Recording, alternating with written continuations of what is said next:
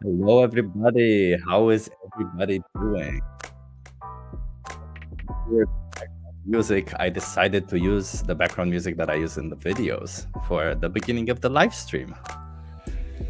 Yeah, I am excited for the discussion I'm going to have today with Daynesh. He's already here. We've already chatted a bit. We've already been bad mouthing all of you vegans coming onto our channels, telling us stuff. No, we're kidding. We love you. Just gonna say hello to everybody. Hello, Mike. Hey, Martin. Love you guys, by the way. Pig's Dream, always an awesome. USAEV. I forgot your name, USAEV. I'm sorry. If you can type it again, I'll promise I'll write it down so that I remember it. Sup, Corvid. And yeah, that's about everybody who's in the chat. I'll without further ado, I will, if I manage to stop this music also, because it's already been too long for this music. Without further ado, I will add, and a man who needs no introduction, the one, the awesome, the amazing Daynesh. Hey everybody, what's up? Thanks for having me, Chip. I'm excited to be here. Hey Daynesh, how's it going? How's your day been, Daynesh? Let's start with that. That's always an easy one. It's been a crazy day. Let's see. I went to the gym, trying to get the same gains as you. Then nice. I went to this amazing vegan bakery with my mom, 100% vegan bakery here in Budapest. And then I had to get the ring light that I'm using now. And nice. Then I worked on some videos. So that was my day. A lot of stuff that happened, actually. Yeah. Oh, I can appreciate that. Some of my days look the same. I get it, and especially when you're trying to set up this new space, as you said, the ring light and everything. It's all awesome. Yeah. So are you based now? I'm sorry, can you say that again? I was gonna say, yeah, I think I told you, it's my first time. Well, it's my first time doing with like the fancy ring light with like the camera. I was telling, I got the microphone out. Like I'm pulling all the stops this time. Yeah, and you can tell. Awesome quality, awesome video, awesome sound. Nice. Thank you. Are you based in Budapest now? And is it Budapest or Budapest? So it's so it's in Hungarian they always say Budapest. But I think, yeah, in English, it's Budapest.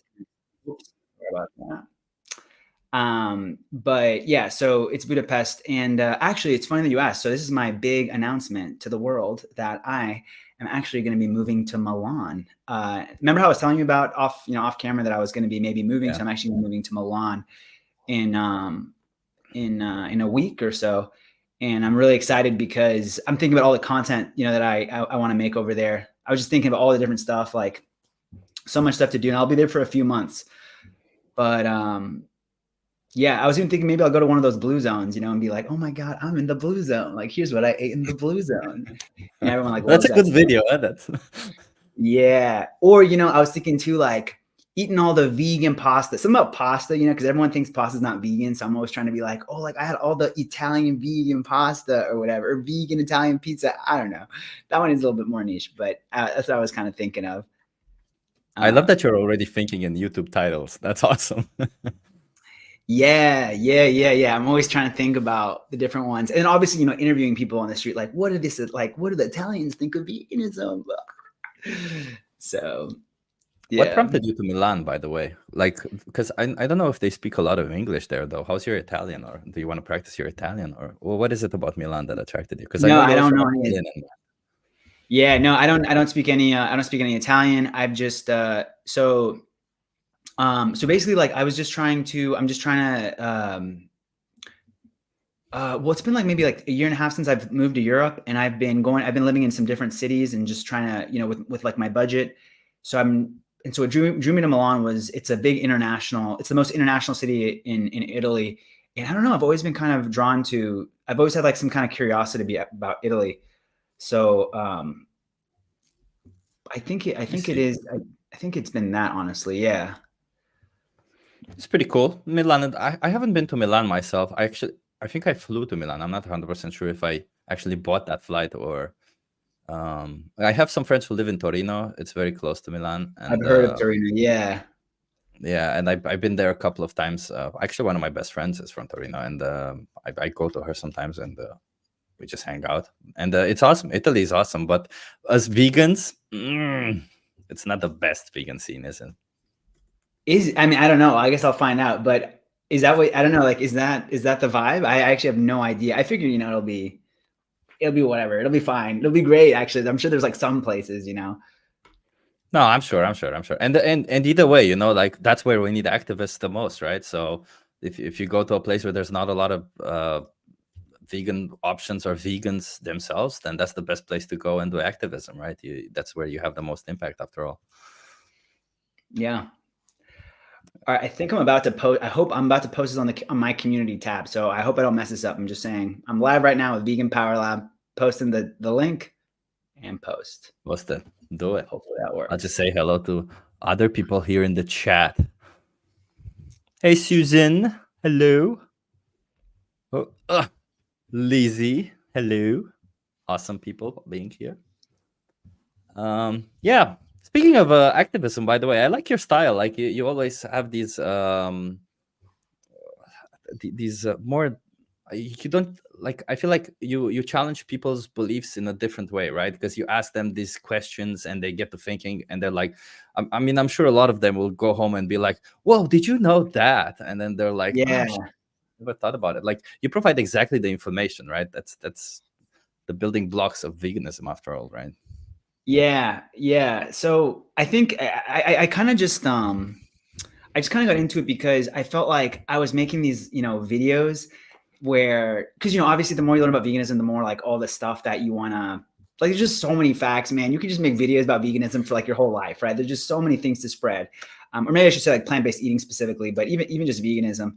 And so and I feel like I was making these videos and like nobody was watching them. And, I mean, and right, like, and sometimes it's hard to get that information out there. And I thought, man, if I can just make like interview style videos where I can just get like a 30-second clip of just like forcing these facts onto people, that's like, hey, like how many fish are they killing? Like how many animals are killed a year? How many blah, blah, blah. And I also got kind of inspired from other YouTube channels that aren't vegan, but they're just like, oh, like how many, like what's the capital, name 3 capital cities in Europe or whatever. And people win money and stuff. And I feel like people can get kind of excited, even if you're not vegan and you watch it, you might be like, oh, how can maybe I know this answer, and you can kind of get people engaged, and then you get your foot in the door. So, anyways, that's how I kind of started with at least that style, and then also because I don't know about you, Chip, but like I basically in my real life to this day, I basically have like 0 vegan friends that I haven't made through.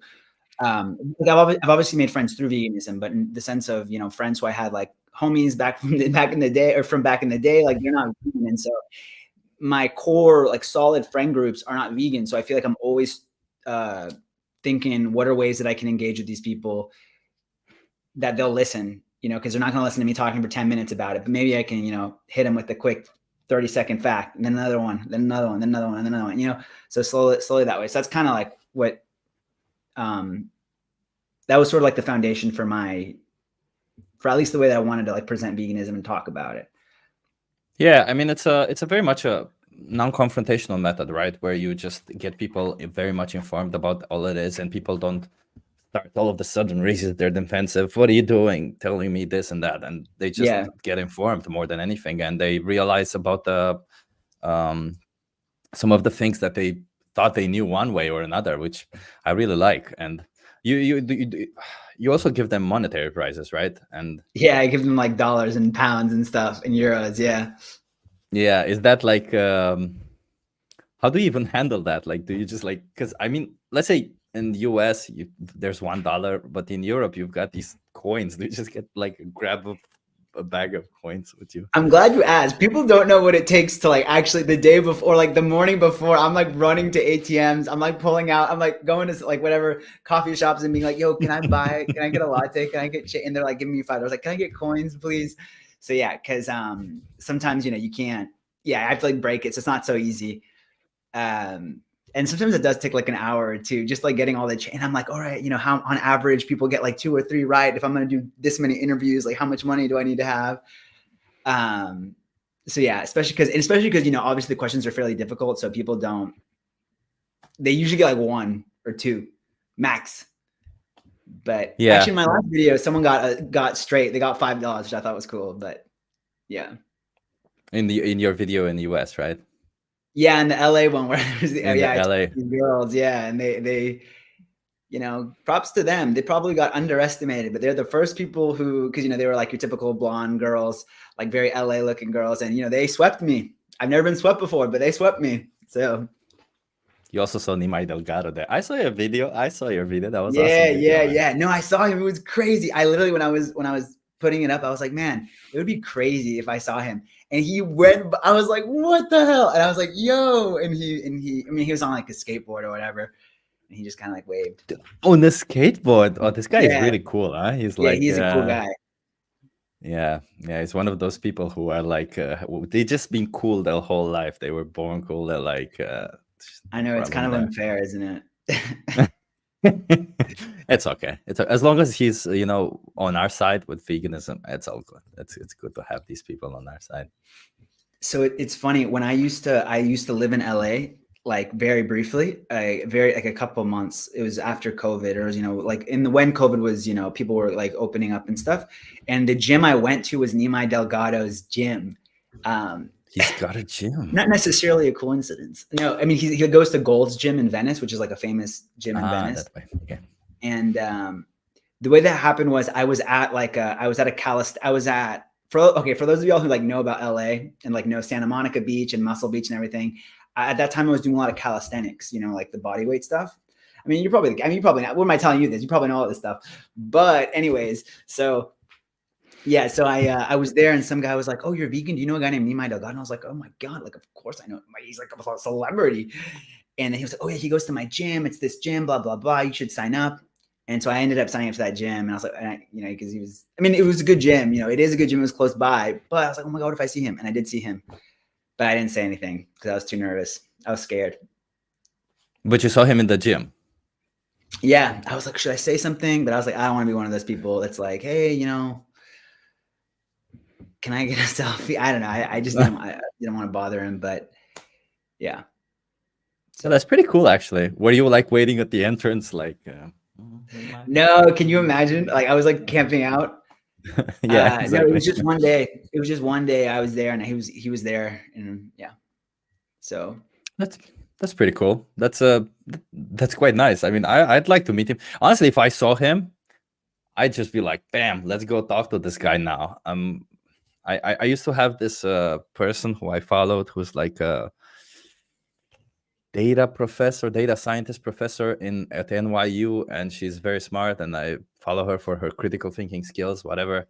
And I was in New York City, and at some point I saw her in New York City, and I was like, oh fuck, I can't talk to her. I'm too afraid to talk to her. But my friend, who, by the way, the one who lives in Torino, she went to her. She even recorded a message of her saying hello to me. Like, it's like that's impressive. Cool. That is cool. And she told me, like, don't be afraid of rejection. You know, there's rejection. It means nothing. You just go to that person. That is true. Worst case scenario, you just end up in the same place. So that's actually the advice I got that made me start my YouTube channel. I lived with this guy for like briefly, and he said, what did he say? Rejection is worse. No action is worse than rejection. No action is worse than rejection. And I was like, you know what? He's always like, yeah, just do it, man. Just do it. Like, whatever. Like, just do it. Who cares? So agreed. I get that. And by the way, like, because coming back to your when you go out and you give some people money, how many people do you talk to when you go on a day like that and you do these interviews? So usually I just do I do 4. I write a set of questions. Oh yeah, and I also write the questions, and I always like look stuff up before to make sure that I'm saying like exactly the right thing. I've always been a little bit, I don't know. I just want to make sure if I'm putting something on the internet, I want it to be exactly right. Like, I don't want to lose credibility. So I want to make sure I'm saying it exactly right. If you'll notice, I even have my notebook in my videos. So I'm like reading out exactly what the statistic is. And so because of that, I'm like, okay, I write about 4 questions, and then I interview 4 people. Yeah, 4 questions and 4 sets of people is usually how I do it. And yeah, that's generally what I do. And sometimes it usually takes me like an hour, hour and a half. And I don't know. Yes, that's why I asked you how you did it, because you have a sign, and maybe I'll do that too. But what I do is I just like post up. By the way, like I told you, I am so nervous before I do this. I know it when you see me on camera, you know, people, yeah, right. You're just like, all right, here we go. Like, here we go. You put down the tripod and you put the camera on, and everyone's like looking at you like, oh, what is he doing? You got all these eyes, and then you're like, okay. And then you see people passing by and just walk up to them and you're like, hey, like, I'm making a YouTube video. Do you want to, like, I'm asking you some questions, you can with some money. And, you know, like 66 to 70% of people are like, nah, they're like, or no, or they like, or like, why is this guy approaching me? And then, but then a lot of people are down, as I'm sure. Well, I don't know, because you have the sign, so people come up to you, but that's how I do it. And so, yeah, it takes like an hour, hour and a half. Interesting. So you put your camera in one place, and then you, as people walk by, you stop them and ask them, right? Is that? I don't go too far from my camera, obviously. And I've had it sometimes where I have like a friend help me, you know, just like guard my like when I did a video in Times Square, I would not leave my camera there, obviously. But depending on where I am, if it's like a more, the location would depend if I would ask someone to help. Plus, sometimes it's fun to just like have a friend, you know, help you, you know. No, I agree. But as you said, right, I don't have a lot of vegan friends. Yeah. I mean, nowadays I do, because I did activism with AV and We the Free, and I started making a lot of friends through those activism groups. But otherwise, no, I get it. It's, you don't always find somebody to stick there. So yeah, I put a camera, but I learned my lesson. I put the tripod, and then I tied the tripod to a bench. There's one particular bench, and you know, when I go there, sometimes people are sitting on the bench, and I just go there. I'm like, they're just sitting, minding their own business, and there's this one guy in the back coming and tying this thing to the bench. They're like, what the fuck is happening? I'm like, it's okay, it's all cool. Don't worry about it. I'm just setting up this camera. It's all good. Yeah, I just set up a camera. Oh, let me show you something cool I did today. Let's see it. So my sign is always really big, you know, to hold. Okay, yeah. Just hold it like this, but it's pretty big to put in a backpack, because it's A3, not A4. So I made this hinge system where it's got like these hinges right here. Bro. Yeah. So I also had a full day. I get it. And it's successful. Now I can put it in my backpack, go, and bam, just talk wherever I want. So approach everybody. Yeah, that is cool. That is cool. That's useful. Multi-use. You get a lot of uses out of it.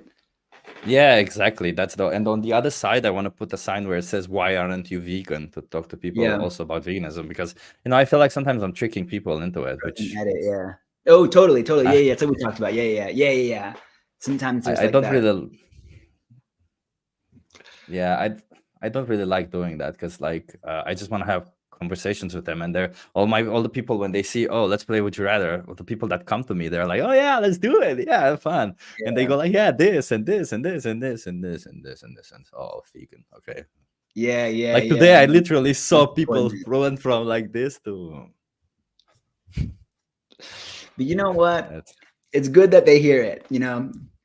Good on them. Good on you. Yeah, it's good that they hear it. Indeed, I also tell myself the same thing. You know, it's for the animals.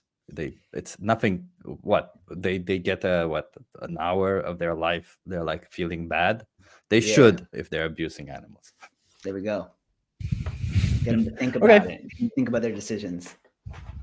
So, I mean, I'm gonna start with the classical question: how long have you been vegan, and what specifically made you turn vegan when you did it? I think you kind of touched upon that on Sky, but I mean, it's cool if you want to do it again. That would be cool. Yeah, with the pro lighting, of course. No, with the pro lighting, that's what matters. The pro lighting. No, yeah. So I've been vegan. I just literally forgot myself, but it's been 4 years. 4 years. I went vegan January 2020 after watching The Game Changers on Netflix. So the story is, I don't know, do you want the whole story, or do you want that answer? Like, yep, 2020, that's it, baby, January 2020. No, tell it. Come on, let's hear the good story. Yeah. So basically, so at that point in my life, I had moved to Mexico City for the first time. Por cierto, hablo español. A todos que hablan español, saludos. And so I was living in Mexico. So I was just seeing them right in the chat. So I was like, "Qué pedo?" Yeah. No, but anyways, so I went to live in Mexico, and because I'm Mexican, I wanted to live there anyways. And then so the Game Changers popped up on my Netflix, and so I was like, okay, cool. I'm in a new place. Like, it's a new year. Like, I always take New Year's resolutions really seriously. So, and there's a guy like this, and there's a bunch of vegetables, and I was like, cool, yeah, like I definitely could eat more, broccoli or whatever. So I watched the documentary, and it's like this massive, vegan thing, and I was like, oh my god, what? Even chicken and fish, like you're not supposed to eat those either. So it was very like health focused. And then I thought, all right, January 1st, I'm gonna start like eating. I'm gonna be vegan, or start eating a plant-based diet. So I did that, and then and I wasn't going to do the whole thing. I was only going to do during the week. I was going to be vegan. And then, the weekends I would take off. And, if I'm going to travel and stuff, of course I'm going to enjoy, the local delicacy and whatever. So that's what happened. Oh, no, that's what I thought. That's what I thought was going to happen. And then I started, I did my first 5 days, and I was feeling really good. And I think I talked about this on Skies, but where I said that even like before I had done a similar challenge with alcohol, and I had stopped drinking alcohol. And then that made I didn't drink alcohol for like 2 or 3 years or something, because I just kept feeling so good from not drinking. And so similarly, I was feeling really good from not eating animal products. And then, then pandemic hits. I'm back in Houston, live with my parents. At this point, I'm like super careful. So my parents, they're older. So I didn't know, that was a time where you didn't know anything and nothing. And so when I landed in Houston, I was like, dude, I'm going to quarantine. I do not want to see you guys. I'm going to lock myself in my room. I'm not risking anything. And so I watched, I remember I watched Cowspiracy during that time, and I was like, what the fuck? This is crazy. Like, what are you like, are you kidding me? Because before I was like, whatever, plant-based, like, if you want to eat plant-based for yourself, like whatever, but you're only hurting, yourself when you're eating plant, if you're not going to do it, and whatever. And then I saw Cowspiracy. I was like, what the hell? Like, y'all need to watch this. Like, this is crazy. And so then Cowspiracy happened. And then a couple months later, I got hit with Earthling Ed's video about going vegan, like his big speech, the most important, his Gary Yourofsky speech, basically. I got hit with it on YouTube, and I watched it, and that's when I really understood the ethical side of it. And it's when he said, we all get one chance at life, but we take it from the animals for like 5 minutes or 15 minutes of pleasure, their entire existence. And I was like, damn, that is crazy. That's crazy. Absolutely crazy. So, yeah. And then that's how I'm vegan. So, but I've been eating a plant-based diet since January 2020. And I didn't really, and just the last thing I'll say about the going vegan thing. And that was when, I kind of realized, damn, this is crazy. Like, this is really crazy. Like, I can't believe everybody's just eating animals. Like, what the hell? Like, we're killing it. Like, I don't know. It's just this, when you make the connection, I mean, everybody in the chat like understands, unless you're not vegan, but that when you make that moment where you're just like, whoa, no, like, oh my God, like, what is happening?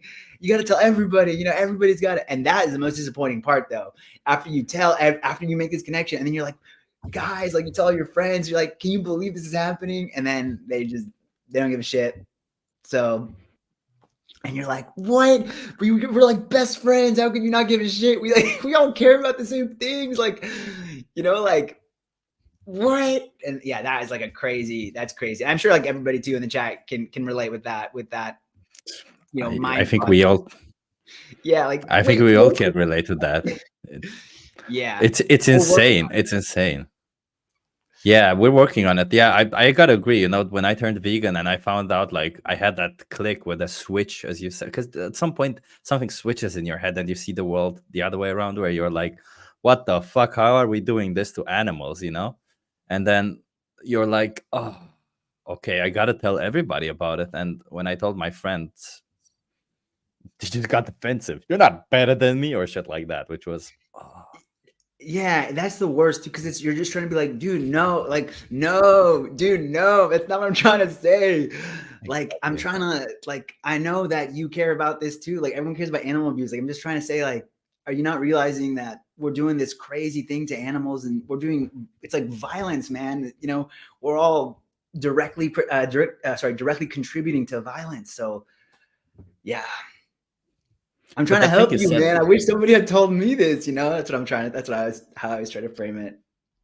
yeah, I mean, that's the same, right? I mean, I think we all want the same thing. We just find out this thing, and we want to tell everybody so that everybody reacts to it, so that everybody has that switch turned on. But apparently, not everybody does it. So it's like it's kind of weird reaction. I don't even know, like, because that thing that you said was actually a very good thing that I probably am going to use in my outreach from now on. That we only get one chance at life, and we take that away from the animals for 10 minutes of pleasure for us. I think that's really striking, because this one chance at life, like, not everybody kind of sees it that way. Like, it really does put it into some form of a perspective. So that's pretty cool. Yeah. Um, That's Earthling Ed's line. I don't want to steal his thunder, but yeah, you're totally right. And I think that's what really, and it's crazy, you know, for everybody has a different, at least my experience, everyone has a different trigger. Like for me, that was my, you know, trigger to go vegan. My uncle, he's not vegan, but something that did kind of, I've spoken about veganism, and something that was his trigger, at least to get him to something that really stuck with him after a conversation, was something that I randomly said that I didn't even think, or maybe he watched a documentary like The Game Changers, and he said, you know, it was the one where it's that one fact where you say, oh, when you see a rabbit, you don't get hungry. You know, you don't want to run after the rabbit and rip their head off. So how can you say, you know, which is what a lot of predators feel, you know, natural carnivores feel. So why is that?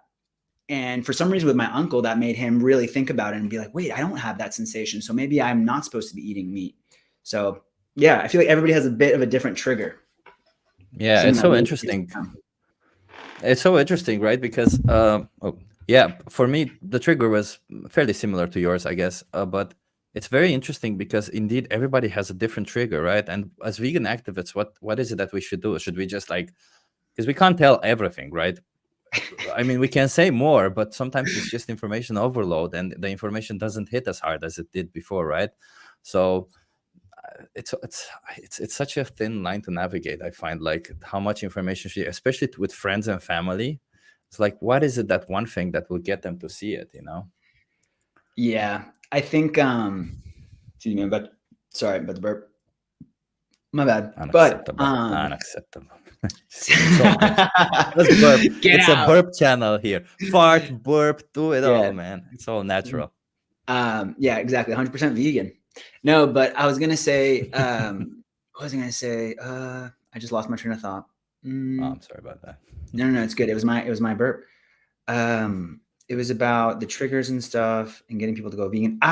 So I think one thing too, at least the way that I don't know, the way that I've kind of thought of it sometimes is, I think we all, maybe I'm overstepping here, but I think we all generally know, at least in the back of our minds, that eating animals is like fucked up. You know, like even when we're kids, everyone's kind of like, isn't this fucked up? And then people are like, no, it's cool. It's cool. And so you're like, okay, whatever. But, you know, I remember asking vividly. I remember the day I asked my dad, I was like, not like the moment, but I remember like asking him at one point, like, why do we do this? And I think because of that, it makes people really, really defensive when you kind of bring it up to them and you say, hey, like, isn't this fucked up? Because then they kind of they have to acknowledge or wrestle with the fact that we've all kind of known that, and they've just been doing it anyways. So they've been doing something wrong, despite that we've all kind of known that it's fucked up. Versus if you provide them with new information, I feel like a lot of people are a lot more open to hearing something about the health benefits or the environmental benefits, because people are really proud. You know, people are very proud. Everyone's proud, and they don't want to sit here and be like, oh, I was wrong for like my whole life. I was so wrong, and I was doing this horrible, horrible thing for so many years. And instead, if you hit them with a, hey, like, you know, you're a reasonable person, and now that you've gotten this new information about the environment, like, doesn't that change your mind? And then they might be like, yes, I am a very wise person. And once I hear new information, then I change my opinion, you know. And you get them with that, with like the health or the environmental stuff. And then, you know, then you're like, and, you know, they've started to switch to plant-based diets, and maybe they've gone 100% plant-based completely. And then I feel like they'll be more open to so yeah, it was pretty fucked up, right? And they'll be like, yeah, it was.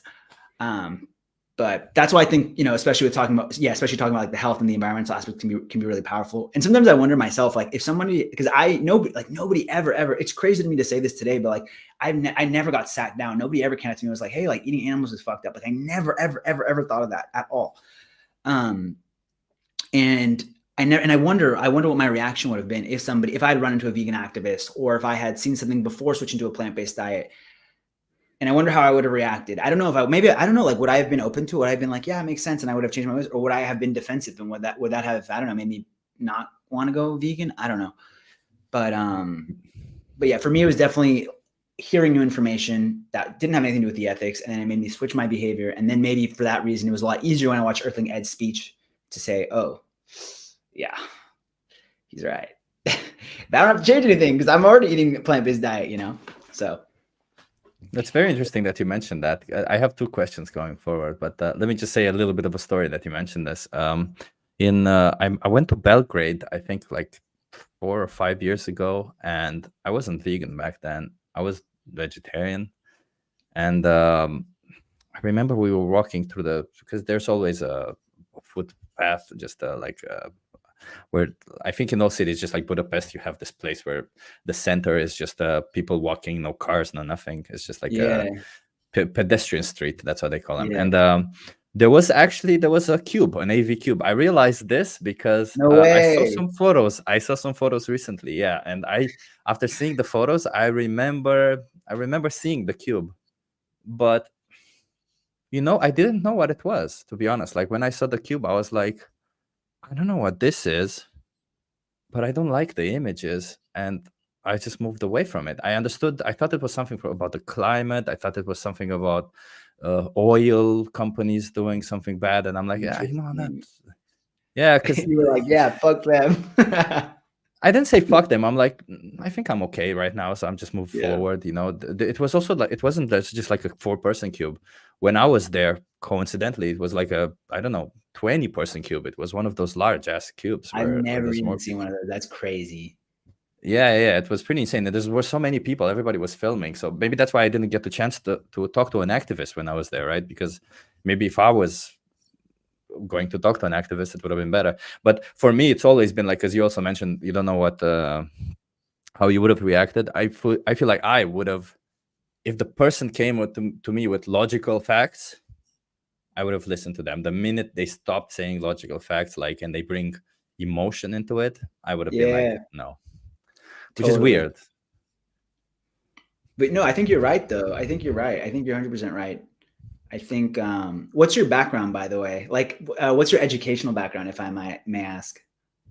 Yeah, I'm computer science. I don't know, something like that. I did a lot of math and computer programming. So I was a software engineer for 14 years. So nice. Well, okay, that's cool. Okay, so interesting that you say that, because I think so. I actually also have a math and science background. Like I was also a software engineer for a little bit. Yeah. But and I wonder if what you just, because I said the exact same thing, and I wonder, like, maybe because of our particular backgrounds, like, I don't know, at least the way I saw it, let me know what you think. It's like, since at least in school, right from wrong is always very clear. It's always very logical, always very mathematical, and that's what I was good at, and that's how I kind of saw the world. And so if I saw anybody using emotion, like, why are you using emotion? You shouldn't need to use emotion. You should be able to just be very, show me the numbers, show me the 1 + 2 + 3 + 4. Don't yell at me. Just tell me, just show me, And that was what was right and wrong. And so as soon as I see emotion, I'm like, you're doing emotion because the logic must not be there. At least that's how I kind of reasoned it in my mind. So it's funny that you say the same thing, because I thought the exact same thing. As soon as you get emotion, I'm like, okay, then if you show me with, logic. And funnily enough, I think logically now it makes even more sense, right? I think that was what Earthling Ed's speech convinced me of. It made that, like, math, engineering, quantitative side click for me, because I was like, oh shit, it is logical. Damn, like, he got me. Yeah, he got me. Same for me. It was logic that got me to veganism. So even when I do the cube now, because I still do it with them, I still say to people that I don't think it's the best way to tackle the feeling side of it. Like, yeah, okay, we can ask people how they feel about it, just so that they grasp and we get to the idea that they don't like what they see, that it's wrong what they see. But everything going forward should be logical. No more feelings or shit like that. Like, yeah, Doesn't mean But you know what's anything. crazy? I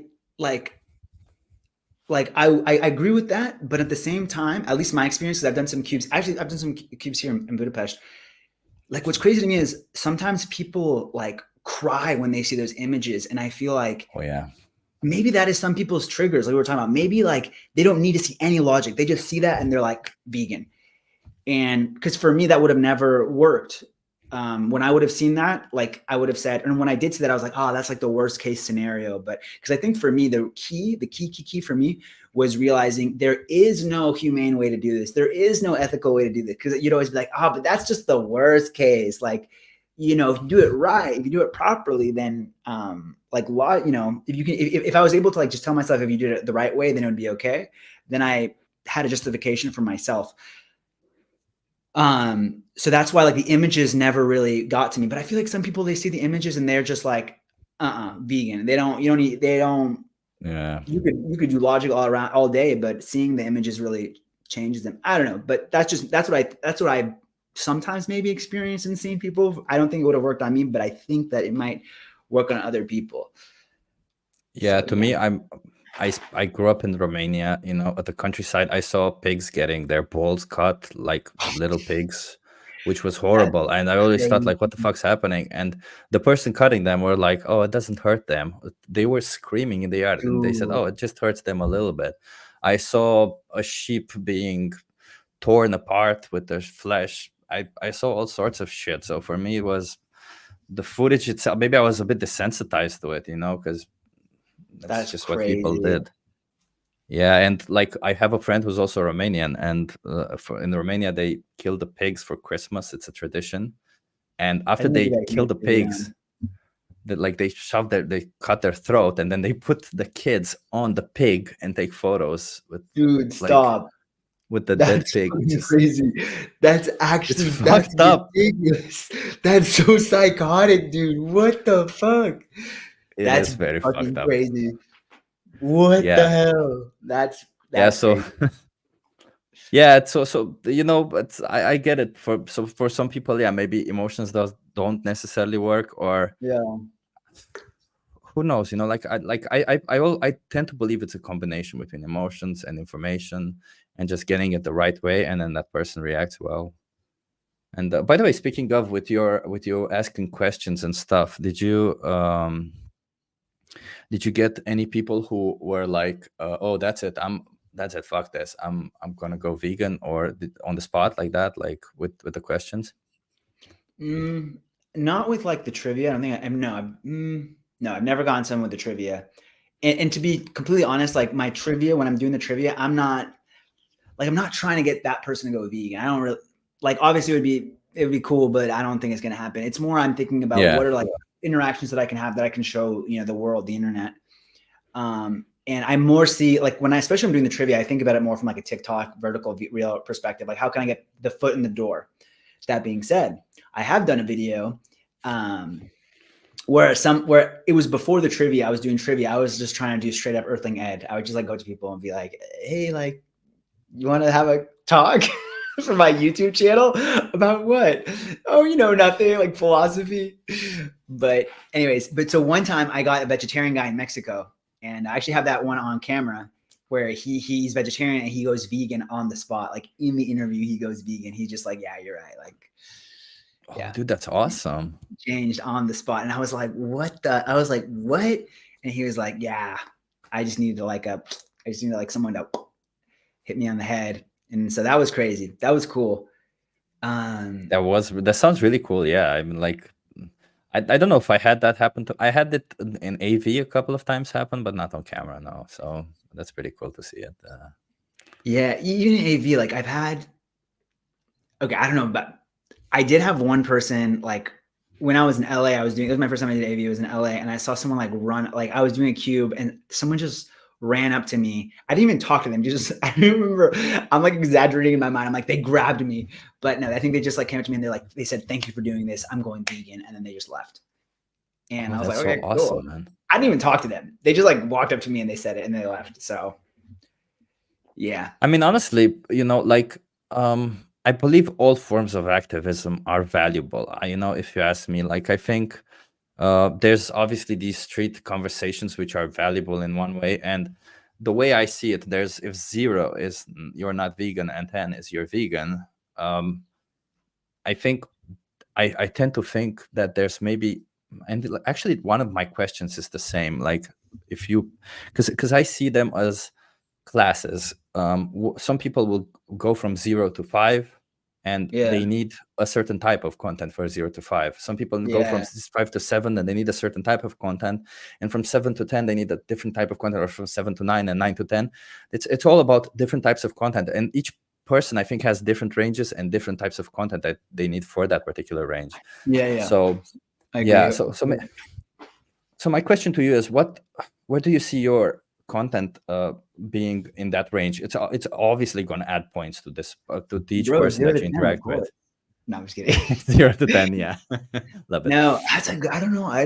So that's actually a really good question. The way that I always try to frame my content specifically is, and I'm gonna give a long-winded answer. Sorry, y'all, but basically, Do like it. what I always and like, and I think to understand like the way that I make my content, I think it's also to understand like how I even got into making content. And it was kind of like we were talking about when you tell your friends who, and I come from a background that is, you know, I grew up in like a very like liberal city, Houston, Texas, and then, you know, I've always been really open-minded in that sense, you know, thinking about racism and sexism and LGBT and all that stuff, and always been surrounded by people who thought the same thing. Everyone was like, yeah, like, you know, everyone should be treated equally no matter what, blah, blah, blah, blah, blah. And then I went to like live in cities like Seattle and Boston and Philadelphia, and, you know, always been surrounded by like these kinds of people. And so that's why when I went vegan, it was such a shock that these people, they didn't want to listen to any of the other, they didn't want to listen to like that component, which is just so crazy to me. Cause, you know, a lot of times, especially as vegans, we talk about like, okay, well, right. Like we agree that, you know, racism is wrong, right? Like treating people differently based on race, on things that don't matter. And then, you know, should species dictate moral treatment? And that makes so much sense, you know, and I feel like it was just crazy to be in these very, you know, these spaces that always talked about, you know, equality and all that stuff. And again, racism and LGBT and all this stuff. And nobody was vegan. Like you know, in Seattle, I worked in a big tech company in Seattle, and they were always talking about like their diversity initiatives and all this stuff. And the people there too, they were always very open-minded about these things. Everyone's voting for Joe Biden, you know, kind of thing. And then again, but no one was vegan. Nobody was talking about, you know, animal liberation, and, you know, and even like ethics aside, or, you know, ethics aside, like even just sustainability, right? Climate change. These are people who all give a shit. They do give a shit. Like I promise you, they do give a shit, but maybe they don't, you know, they don't behave. They won't, like, you know, maybe going plant-based a little bit too much for them. But the point is that I felt like there's a lot of people who were just like so close to being vegan. They had like all the right, you know, things that should make them go vegan. They've all the right things, you know, like pre-approved to go vegan almost. And I feel like it was just a matter of giving them the right information, you know, just hitting them with the right way of thinking. And that's why I started making vegan content the way that I started making it. Now, every time that I'm thinking about vegan content, and still like my friends, a lot of them watch my content and they'll say, oh, Daynesh, like it's cool. You know, I didn't realize this or that or this or that. And so I'm always thinking, and they're open-minded. They're not like, I don't ever try to, I used to try to make content thinking about trolls or like people who were really closed-minded about it. But then I was like, I don't want to make content for that. I want to make content like if I'm sitting in front of my friend like Tom or something, and like, what are the kinds of questions he would ask me? What would he be interested in? What would someone who's already kind of like receptive enough to the message, like what would be a proper way to talk to them about it? So that's how I kind of gear my whole content. I'm always trying to think about talking to like those kinds of people who would have been in that same, you know, space, again, like working at like a Google, you know, where like everyone, like we're so, you know, open and we're so progressive. We're always thinking about these open, like forward or progress. Yeah. Like forward minded things and forward thinking. Yeah. We're always like, we're forward thinking. And how can you gear the conversation for people like that, who care about social issues, who care about the environment, and, you know, who care about their health, and who are open-minded and who are going to be somewhat receptive to the message. So like, that's how I always think about my content. And ideally I would like my content to take someone from 0 to 10. Like I try to make content that not only shows why I'm vegan, you know, but also how I'm vegan. Like I don't have to sacrifice my life. Like I post videos where I'm traveling in different countries and trying amazing food. Like I'm not like, oh, I'm eating my like salad and tomato. Like no, like I'm having pizza and I'm having burgers, and I have non-vegans on camera and they're having the food and they're enjoying it. So like ideally I just try to like make content that would be for, again, like my friend Tom, and show Tom that, yo, this is what I'm eating. I'm eating amazing food, and it's better for the climate, and it's better for, for ethics, for animals. It's better for your own health. So ideally, but sometimes I wonder, like, maybe that's too much, honestly. Maybe I'm tackling too much, and maybe I should like try to focus more on certain things. I know some people like really focus on just like certain types of activism, but at least for now, like that's how I kind of approach my content. Just if someone who's not vegan watches it, they can get like a holistic understanding of how someone would live a vegan life and why. That's actually quite an awesome point that you make, and because I feel like I'm more and more I'm learning that the people we target matters more than anything, not just what we say and what the information we provide. I mean, I'm sure there are people who are not very open-minded, and then they watch some of this content, or they have a conversation and they become a little bit more open-minded, or they kind of understand one thing, they're clicked or something in their brain, they'll go in the comments, start hating on us, and that's not true. And then you ask whatever shit they do.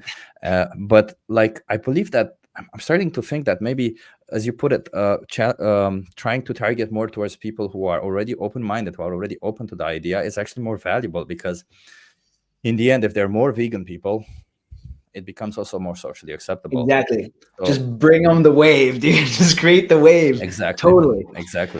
Totally. Yeah. So it's a huge value, and I don't know how because it's such a mindfuck also that you see these extremely intelligent people who are so open-minded towards ideas, towards all of it, and you hear them talk about with such passion of all of these discrimination topics and everything, and when you bring up veganism, that's not true. It's not. Yeah. I actually come up with the lamest excuses, like, oh, animals are not people, or shit like that. Like, what? Nobody said they are. What are we talking about? Yeah. Sorry, go on. No, but totally, like, and that's like exactly what, like, I actually have a video coming out that's called don't spoil the title. No, don't spoil the title. Oh, don't spoil it? Okay, then I won't say it. But basically, it kind of covers that topic, right? It's like just a certain misconception that people have. And I think people tell themselves it's easier to feel like, oh, I'm not vegan because, I don't think animals are like, you think animals and people are the same. And it's like, no, dude, I don't think that. And it's you obviously just want to tell yourself that so that you can just dismiss yourself from even considering the notion that animals deserve respect. You know what I mean? Or to not be brutally murdered, right? It's like, dude, I don't think that either. Like, I'm not sitting here being like, yeah, dogs and humans are the same. But it's like, but we also agree that neither deserves to have like a bat smacked over their head, right? So yeah. And I feel like, again, there's like defense mechanisms people, bring up to like not think about it. Cause it is really hard, man. I think that's one of the craziest, like, I don't know, lucky or whatever, but cause I went vegan during COVID, and I was just in my room, just like thinking for like months. I was like, what the fuck? Like, there's just so much to unlearn. I'm sure, like, everyone in the chat is just sitting there being like, yeah, dude, like when I went vegan, it was just like, it's just an experience like no other, honestly. It's I think it's the biggest mind fuck. It's like the biggest mind fuck. And it's just, you're walking around seeing everybody engage in brutal, like be direct and willful participants in violence, right? In a world that is supposed to be looking for peace. And they don't even think about it. And a lot of them don't even realize it. My mom's vegan too, and she's oh, that's awesome. Dude, my mom is so vegan. My mom is more vegan than me sometimes. She's straight up vegan. She's like, I just love the animals. Like, I can't believe I was eating them. And she's like, I like animals more than people. Like, I can't believe I used to. But I also love her a lot because I have a lot to learn from her, because still, like, I wish I could be half the empath that she is. But she doesn't really get as frustrated with other people, because she always says, it's just, like me too. Like I went, and she went vegan at what, 55, 60? I don't even know. But she was like, I went years, I went years. I never even thought, like, it didn't cross my mind. It did not even cross my mind, the ethics of eating animals. It was something that you did. So sometimes there's that too. Like sometimes I try to tell myself that a lot of times people haven't even considered it. They never even thought about it. A lot of times when you engage about veganism with someone, it's like their first time ever considering the topic and being, dare I say, held accountable. Yeah, I completely agree with you. Yeah, and like I saw this video at some point when I was younger about lead. At some point, in US, everything had lead. I remember. Or I think everywhere in the world. Well, I don't And remember. Yeah, I like our don't pencils know and if stuff. yeah, and everybody, like this one guy discovered that lead is toxic actually to everybody, right? And that's why nowadays we have lead-free gas and everything. Yeah. And I remember in this video showing, it was kind of an animation, and they were showing this one guy who just when he realized that lead is toxic and that lead is in everything, he was just walking outside and seeing everybody just slowly poisoned by this. And that's kind of how I felt when I went vegan. I just went outside and started seeing everybody like, holy shit, that person's eating an animal, a live being, whatever. And it's such a mindfuck. And also for me, it was the biggest mindfuck was people who I found attractive were like, I'm like, holy shit, this is so disgusting. It's so disgusting that they do this. I'm like, how the fuck do I even get over it? It's like, yeah. How did you get your mom to go vegan, by the way? This is something that everybody wants to hear. I guarantee you. Dude, so my mom is really cool, honestly. So we both watched. So I watched the Game Changers. I was like, what the fuck? So I sent it to my mom. My mom texted me back, I'm never eating meat again. And I was like, okay, cool. And then, so this is December 2019. And so January 1st, I don't know, I think we're like both trying to be vegan or, plant-based for a few months. And then because of the pandemic, luckily ish enough for me anyways, like a silver lining, I should say. I go back to Houston on April. And my mom, and so I reunite with my mom and my dad. My dad's not vegan. And he's not vegan. He's still not vegan. He won't be vegan. I don't think he's going vegan. But anyways, and then so I remember my mom's like just making like hummus every day, and she's just like struggling, and I'm like kind of figuring it out too. But it was because we were just locked in, the house for months. We not only started cooking a lot together and just figuring out different, like I learned a lot to cook from her, garlic and onions and just all these different, we started trying out all these new recipes together. And that was really how it started. And then everyone would always tell you to go out on walks during COVID, right? Everyone's like, make sure you're walking and moving or whatever, if you can. And so I would go out with my mom and like 45 minutes, 1 hour a day, we just walk. And it was because I was watching the ethic video or the ethics videos. And so I just remember I would like walk around with her, and I didn't think she was listening. I don't know. It's just, you're like talking about it with someone. And I just thought she was, I don't know what I thought she was doing. Just kind of like, But I was just saying like, yeah, like I just never thought about this. I never thought about that and blah, blah, blah. And then I remember one day we were sitting at breakfast and my mom was telling me, oh yeah, your aunt was just telling me how she's celebrating her anniversary with her husband in France or whatever. And because they live there, anyways, they're celebrating their anniversary there. And she was telling me all the stuff that they were eating, the menu. And I was like, okay. I was like, oh, whatever, okay, cool. Or I was like, cool. And she goes, yeah, it was a massacre. And I was like, oh, fuck, Mom, what the hell? Like, that's crazy. I did not expect you to say that. And in that moment, like I realized that she had made the connection. I don't know when it happened, but at some point she made the connection. And then I don't know, like it was crazy. I don't know. I never had to explain anything to her. It was even things, with honey, everyone's like, what about honey? What about honey? My mom was just like, I can't believe we take honey's their food. I can't believe we take it from them. It's just it really is so simple. It really is so simple if you want it to be, you know what I mean? It really is that simple. Yeah. And I think my mom really I tried to use a big word and I got bit in the ass for it. But my mom really embodies that, simplicity of veganism. It really is that simple if you want it to be. It's just like, it's their food, period. You know, it's like not ours, dude. So I completely yeah, agree. It's a very I didn't find it hard to be vegan. Honestly, the hardest part about being vegan was the conversations with friends, if anything. But yeah. otherwise, anything else is like the fuck is so easy to be vegan. In Western Europe, I don't know how it is in Budapest, like, but here in Amsterdam, where I live now, I'm like, just instead of buying this from the supermarket, you buy this. Yeah. It's the same thing, and price wise, you end up roughly the same, even cheaper. Like I track my expenses, and I ended up being cheaper every month. Yeah, no, for sure, dude. So I'm I like, spent way less. Yeah. I don't get it when people see it, but I tend to think it's a lot of commitment issues, and they're like, oh, I'm never gonna eat meat again, and they maybe were looking forward to eating some meat or some shit. I don't even know, Yeah. Well, I think that is what made it easy for me too, because like I never was gonna give up meat completely. Like remember I said I was gonna give it up for 5 days a week, and then I did, and then I was like, oh wait, okay, I'll just extend it this weekend, and then it just ended up happening. Uh, but yeah, I mean, I always mention this, and it's like really, it's like an unscientific point, but one day on Reddit, someone posted, it was like on the homepage, it was like, what is the thing you look forward to the most, whatever.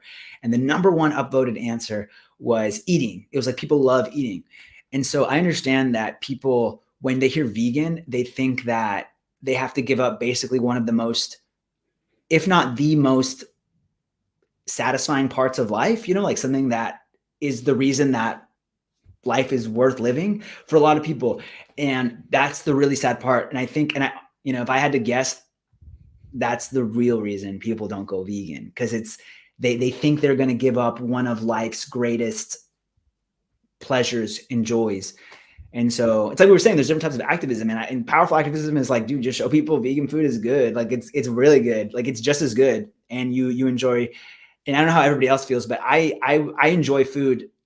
Only you guys will believe me. I enjoy food more today than I ever have, because it's because it's this, you know, it's like that expectations versus reality kind of thing, where it's like I like it even more because I'm like, damn, I can't believe I ever thought like I wasn't gonna like this. Like fuck, like this is like just so good, and it's, oh god, to think that, I don't know, to think that I ever even doubted this is crazy. You know, it's so good. Thank you, Vegan for Life. So listen, I was like, that's a cool one.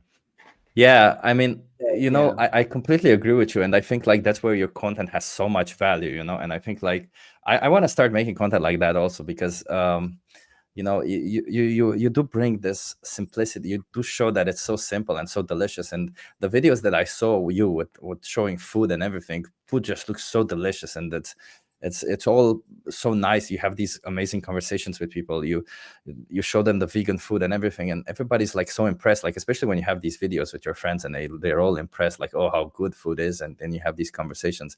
I feel like it's just so, it brings so much value to other people. If not for anything, at least it gets them super curious about it, and Exactly. I agree. I feel like, you know, this is because maybe as the way I put it, that it's from 0 to 10 towards being vegan is a kind of a level where you're at. But the reality that the reasons why you go vegan, it's like, well, it's a little bit of this, a little bit of that. They're all working in parallel to push you forward, Yeah. right? So when you show people that being vegan is simple, that being vegan is normal, that it's okay to talk about it, that you can do all of this, I feel like you're pushing this one side. So maybe that one person doesn't go vegan right there, right? You show them these facts or whatever, also in these other videos, but then they meet somebody else on the street who is talking to them about the animal side of it, who is talking to them about more about this, why it's unethical, and it's just answering all their questions that they have and everything. And then it's just together, you're just like, bam. But otherwise, if you weren't there, they wouldn't have gone there. And if Yeah. these guys weren't there, maybe they wouldn't have gone there. So it's all has huge value, I think, like all of it. Yeah, I completely agree. And sometimes it's like, sometimes like you don't even realize what you like, the impacts you're having on people. Cause I'll give like a positive story. In the last, like, so November, October, it was crazy. Like, I had 3 people in my life who I've never just like, there's some like for better or for worse, there are some people who have unfortunately, or like I said, or fortunately, been on the other end of me just being like, why aren't you vegan? Like, I'm just so sick of you not being vegan. Like, that has happened, not on camera, but I mean, I'm just like any of y'all, and like sometimes you do, you know, you just get Frustrated. but I get it. yeah, but with on 3 occasions of people that I have never that I never did that with, I was just hanging out with them and they asked them questions, but I never really ever pushed veganism at all. All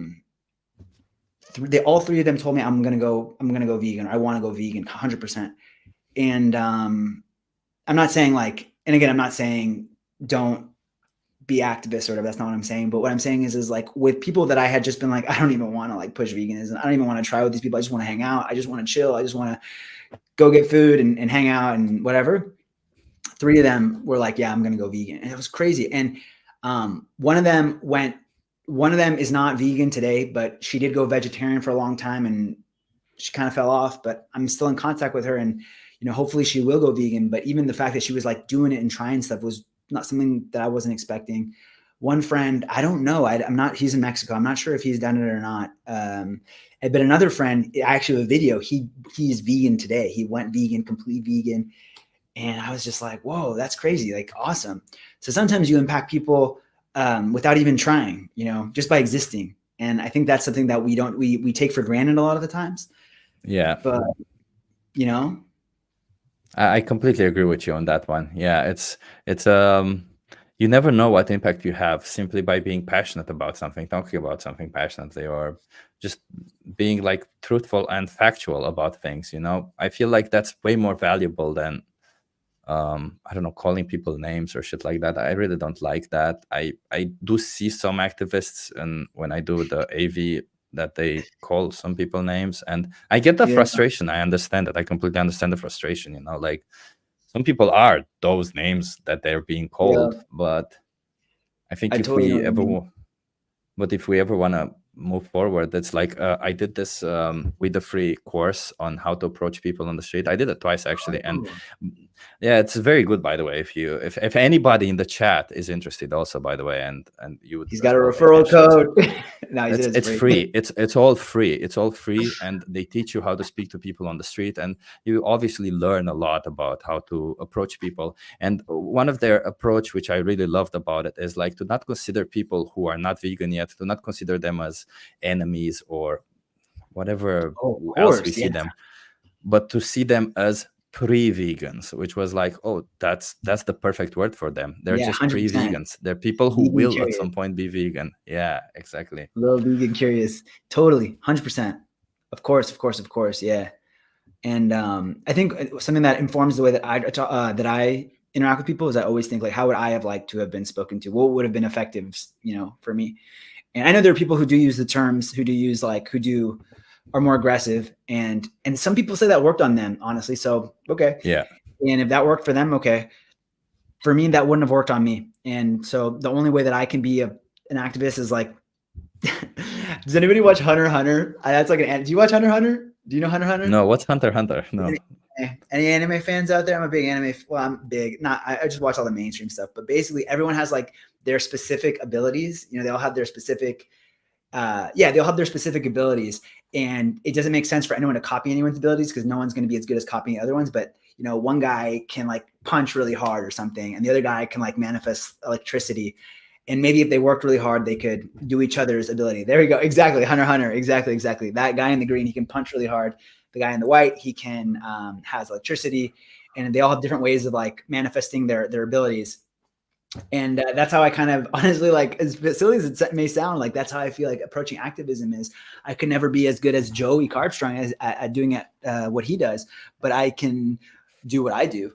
And yeah. And so we all have like ways that we can approach activism, even just like when we I talk completely agree. you know? I completely agree. Like I feel like there's some value to everybody, and like I also, when I first started doing activism, I was trying to do something that would be somebody that I wasn't, and it's so difficult, you know. I think like you know, and for everybody who's listening, I feel like it's the most important thing in all this activism, whether you do it on camera, off camera, however you do it, is just be yourself, be passionate about it, speak how yourself. If that comes up as aggressive, be aggressive.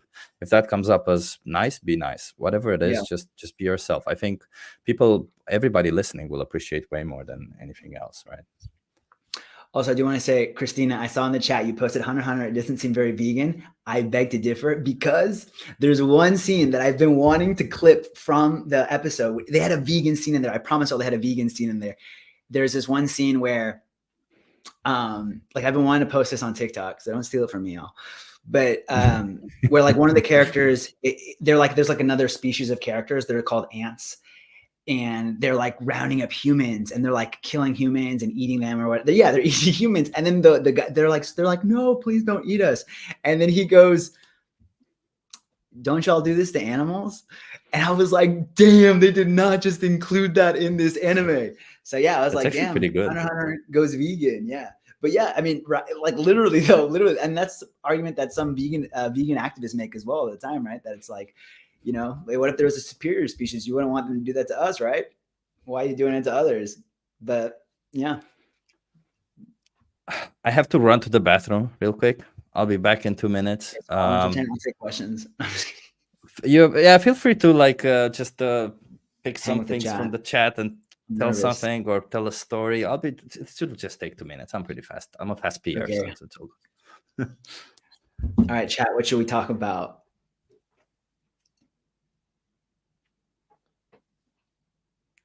What's good? What's up, everybody? LSL. I like that. Cool.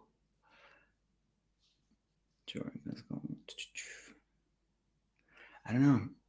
Should I just riff if I'm not getting any, especially Parasite, The Promised Land? Yeah, I actually heard The Promised Neverland was good. I've heard that one. I haven't watched it yet though. But what is the activism scene like in Mexico City? You know what? It's crazy. I don't know. Honestly, I don't know, because I went there and I was actually close with a very big, I think she's fairly big. Her name is Angie Solo Como Plantas on Instagram. And I think she's like a pretty big-ish activist down there.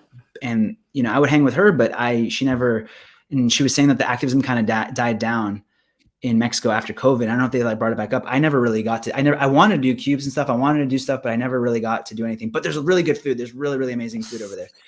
You guys know Solo Como Plantas? Yeah, Angie. Or Consume Vegano is also. Daynesh, have you seen Parasite, The Promised Land, or Beasters?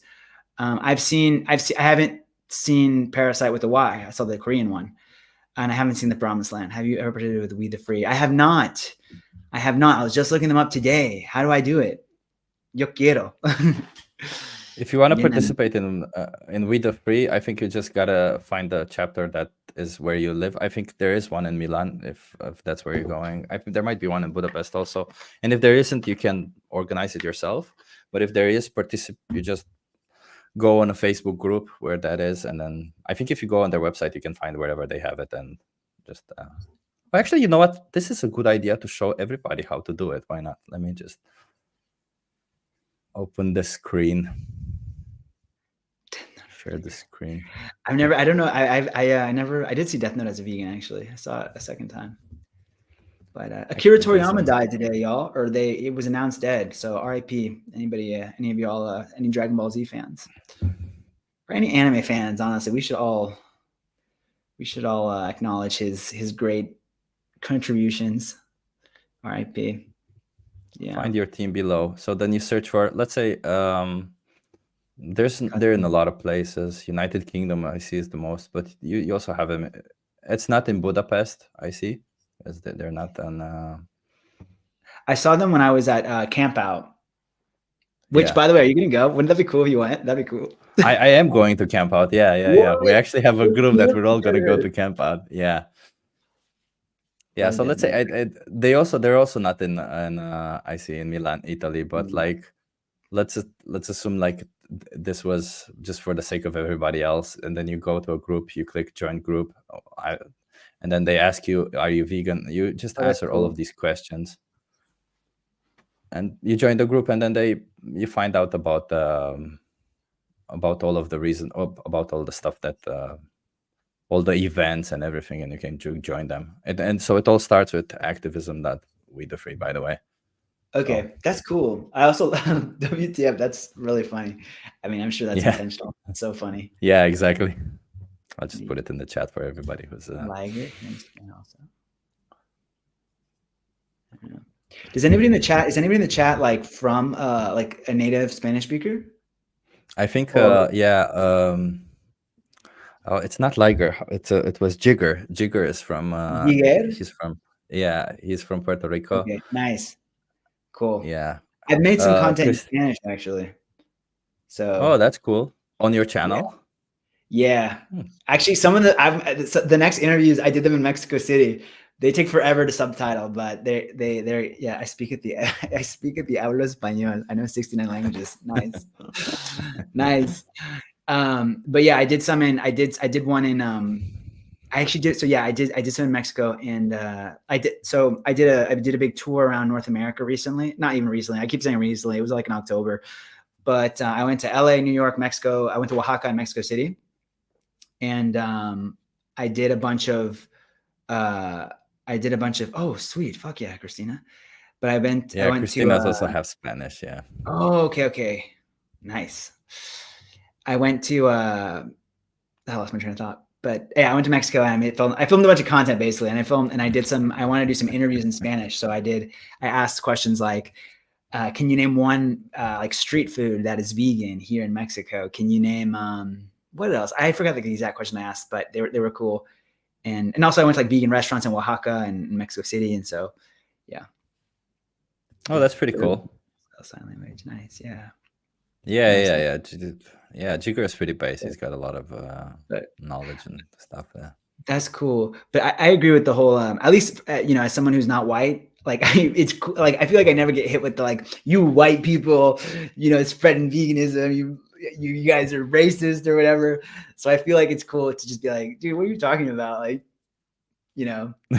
especially when you have like a lot of activists who are of color. So it's like, yeah, dude, like what are you talking about? Like.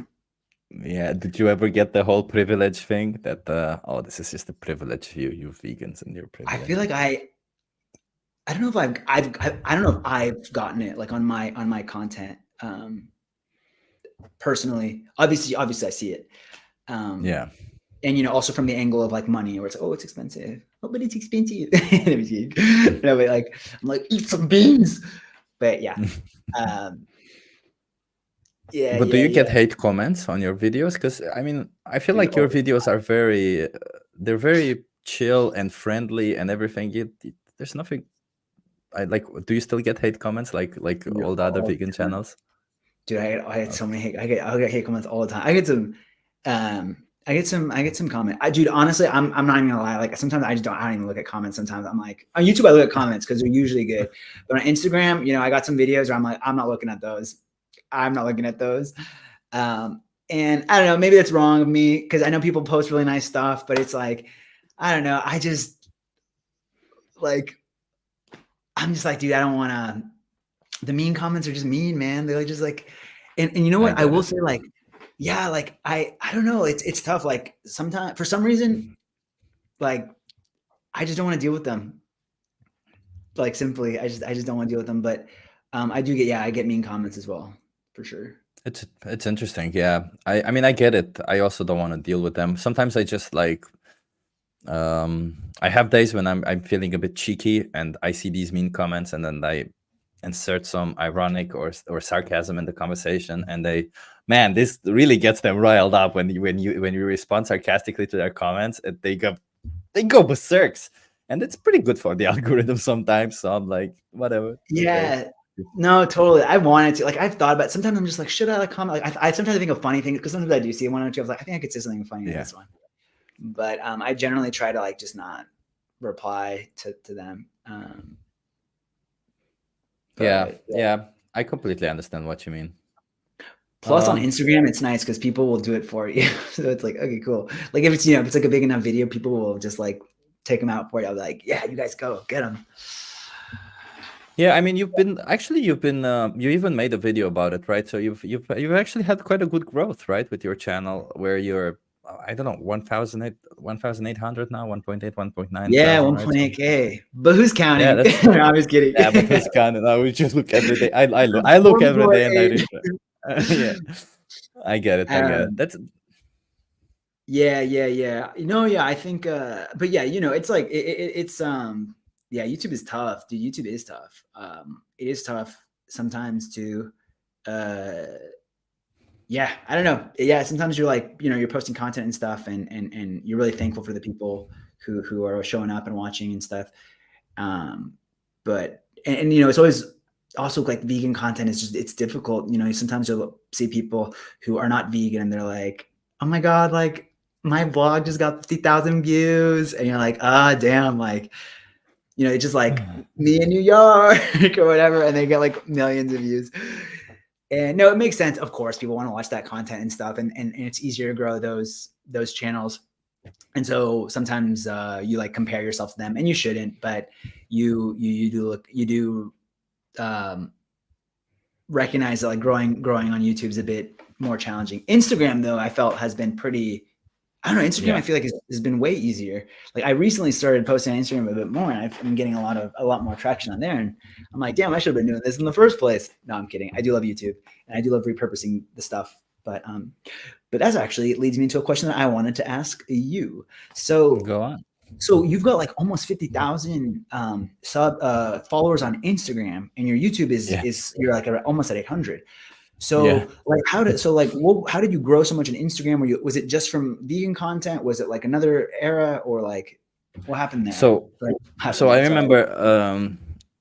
I remember I quit my job because I was pretty burnt out with being a software engineer, and I said I don't know what the fuck I'm gonna do. I'll just go forward. And this one day I open Instagram. Was what do you do when you have nothing to do the whole day? Yeah. And I open Instagram and I see this person saying, "Oh, these smoothies, they're amazing. Detox smoothies, shit and stuff like that." I'm like, okay, fuck this. I'm done. No, I will post a video, and I posted a video about how detox is a scam and it's bullshit. Yeah. Yeah. And it got a lot of it got a lot of traction. So then I'm like, oh, okay, that's cool. And I post another video about Oh, nice. debunking these kind of stuff. So it wasn't vegan content that got it. And at some point I posted a recipe. The chocolate That one, yeah, so like some of those, the yeah. chocolate One mousse of one those, or whatever. yeah, it got Thought that so was many fucking deal. it got so many people that I was just like going on Instagram refreshing, and I would just get like 1,000 people like every hour or something. Like it was just insane. And That's in the course of crazy. 2 weeks, it went like like this. Wow. I had no clue what the fuck is happening. I was Yeah, like, yeah. what? Yeah. So, but it's not sustainable. I feel like I don't know. I feel like sometimes I don't know how that happened or why that happened, but I feel like maybe Instagram just like turned the tap on and then turned it off or whatever. Because no other platform, like I was posting on Instagram, of course, TikTok and YouTube Shorts, and because I was just making these shorts, but no other platform reacted so as well as Instagram. So I don't know. I don't think it's organic growth. So, and I think that's actually worse for your, like, nowadays if I look at the stats are actually minus minus subscribe followers every day. It's like, Oh, that sucks. yeah. So like because I That was at like yeah. I was like at 54,000 and I'm like 46,000. So I lost Oh, almost okay. 10,000, I see, I see, I and see, I'm I still see. losing Yeah, people, still growing but still losing. I still see some growth and some loss, but yeah, whatever, it is what it is. yeah. I'm like, It is what it it's is. anyway. It's not like anyway. I feel like you think that, oh, you reach 50,000, you're gonna make money from it. Nope, Yeah, nope. exactly. I I think have YouTube is more valuable in that way. So yeah, yeah. I have a friend. Do you know Farah Amber on Instagram? she's awesome. Yeah, she's really cool. And she was telling me how she makes like, or she was telling me a little bit how she's starting to monetize more on Instagram, and she's got 30,000. And no, it was cool. It was cool listening to how she's making money and the kind of money that you can make on Instagram as well. But you're right, especially, yeah, you got to start thinking about I mean, it's a good point. And I think you were the one who commented on my video once about, it's the one that I was like, me getting monetized or whatever. Yeah, yeah. And I was wearing this shirt. No, but yeah, and it's like something that people don't really talk about. And it's like, I think that's just such an important topic, right? It's like, I mean, of course people want to like go out and change the world and be vegan activists, isn't that what everybody wants to do? No, but Yeah. Yeah, like it's a big, it's something that like a lot of people would like to do, but from a monetary perspective, it's not so obvious. And a lot of people don't talk about it. Like, I had no idea how, like, I still don't really know how David Rams or, all these people make money. Like, what are they doing? Like, are they also working in cafes? Like, I don't know, but that's why I wanted to make that video, and I want to continue. And I'm actually planning on making other videos, like the amount of money I made on my first month on YouTube, just kind of like show transparency. It's like, well, if you do want to become like a vegan activist, or you do want to like try to make money off of veganism, like what could the path look like for you? Because it's something that I really had no idea. Because you'll see like, oh, like tech YouTubers, this is how much they make. Whatever YouTubers, this is how much they make. Well, what is like a vegan person make? Who knows?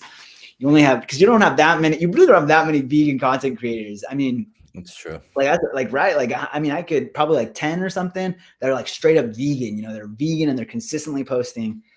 I don't know, right? It's like not so many.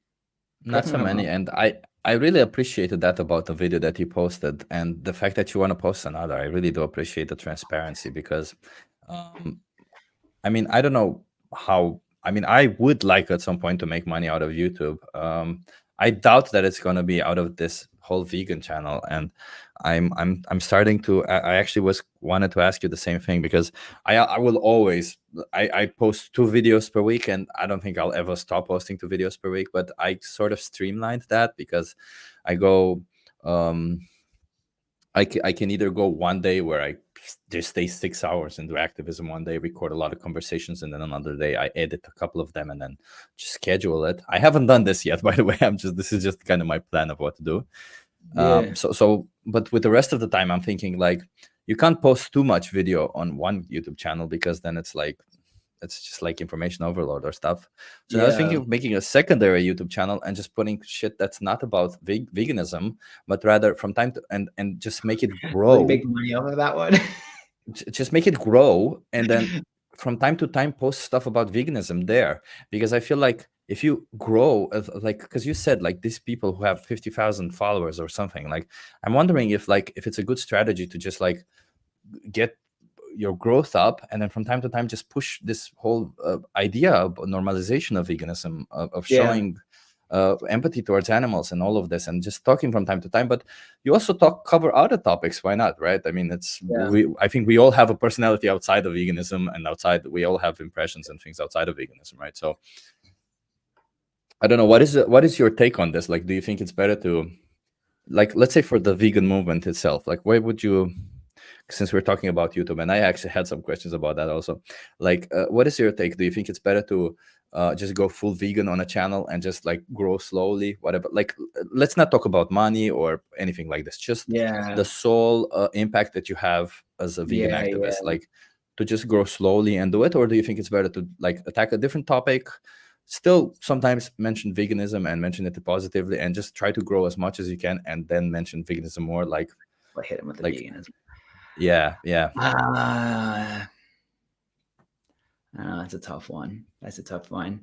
Is it sad that I want to say the latter? But it's like maybe honestly growing bigger and then being like, by the way, veganism. I don't know. It's hard to say. It's really hard to say. I don't know. Maybe that would be the better one option. I don't know. Cause like, imagine you get like one of these really big YouTubers who is, has millions of views per video, like a Mr. Beast. And he goes, hey guys, by the way, like I'm vegan. I'm not going to become like a vegan channel, but it's pretty fucked up. Right.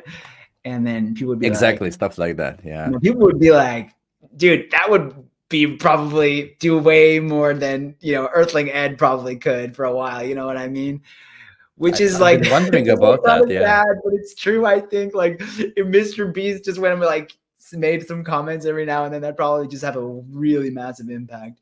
And if he was vegan, and if he were vegan, so I don't know. Maybe you're right. Maybe the latter would be more effective. But yeah, I don't know. I also don't know. I'm also conflicted nowadays because I see growth in my channel for sure, and um it's still a good growth. Maybe it's not as much as I wanted to or whatever, but Yeah. like I feel like I see these other people, like there's this one guy who just started a couple of months ago that I was following, and he went from basically 10 or 20 subscribers like we all do, at the beginning with whatever, some friends here and there, and then he went to like 50,000 subscribers in 2 months, and I'm like, what Wait, the what? fuck? Wait, Yeah, it's WTF? insane. What? Who is this guy? But it's not vegan I, content, right? No. He's just content about a guy traveling to places, Yeah. And I feel like even that alone could have so much value. You just make a content where you Yeah. travel, but every time you travel, when you show food, you show the vegan food, and you don't Yeah. even talk about it. You just like subtly, oh, plant-based this, plant-based that, whatever. You talk about it subtly, and at some point, obviously, people are gonna ask, hey, what the fuck, are you vegan? Why aren't you eating meat or Yeah. whatever? And then you go like, well, guys, I think it's kind of messed up what's happening to animals. So Yeah. yeah, I am vegan, and maybe some of them will drop off, but I think a lot of them will be like, I respect that. Yeah. So I don't know if I should admit this on the internet, but no. But there was this girl that I would watch. Because like, I don't know, she must have been like 20 or 21. This girl, her name was what was it? It's Your Mom Ashley is her name. And she has like millions. She has like 2 million subscribers or whatever. And I found her because she was like, what I eat in a day, vegan.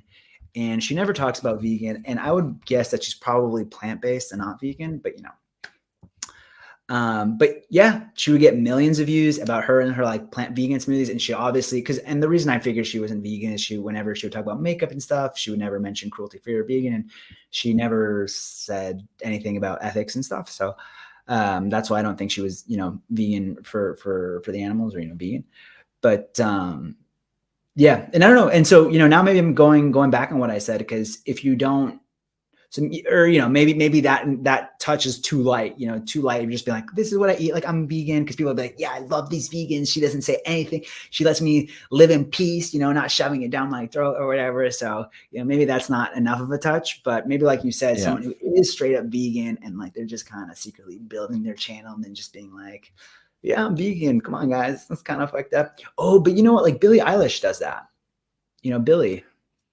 Does she? Yeah, she's vegan. She's vegan. She like doesn't. She did some.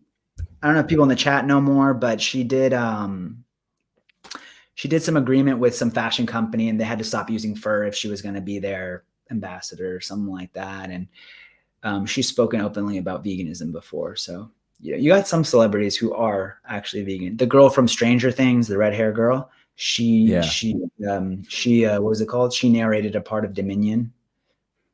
Oh, that's cool. Yeah, I mean, obviously, I think like all of these people definitely help out with the vegan movement. And I think, as we said before, also, there's a place for everybody, right? There's a place for these people who push veganism to normality. Say that again. Sadie Sink, Christina put in the chat. Is the Sadie girl. Sink. Sadie Sink. Interesting. Oh, also Verdant Jody. Yeah. So I think there's. Sorry, Verdant Jedi. Millie Bobby Brown, is she vegan? Respect. No. She is. Yeah, it's awesome to see all of these vegan celebrities, and it's awesome to see people more and more people talking about it. Yeah, I'm celebrity, man. 800 people follow me. We're talking about 40,000. You got 40,000. It's not yet at 800 even. Yeah.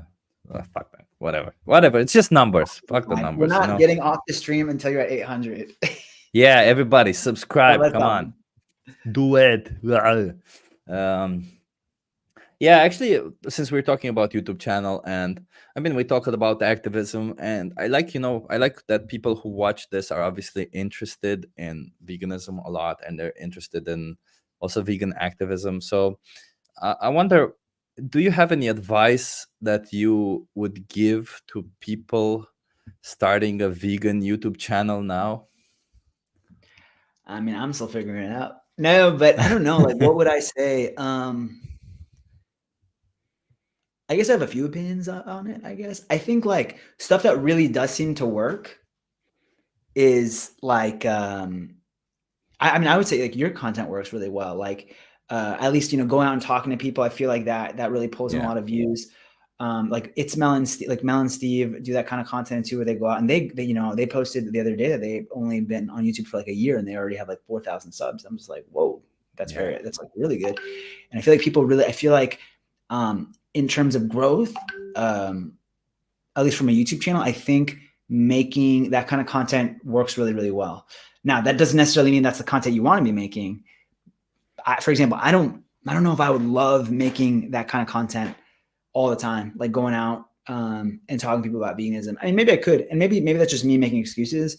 But I do really enjoy trying to make content where I'm,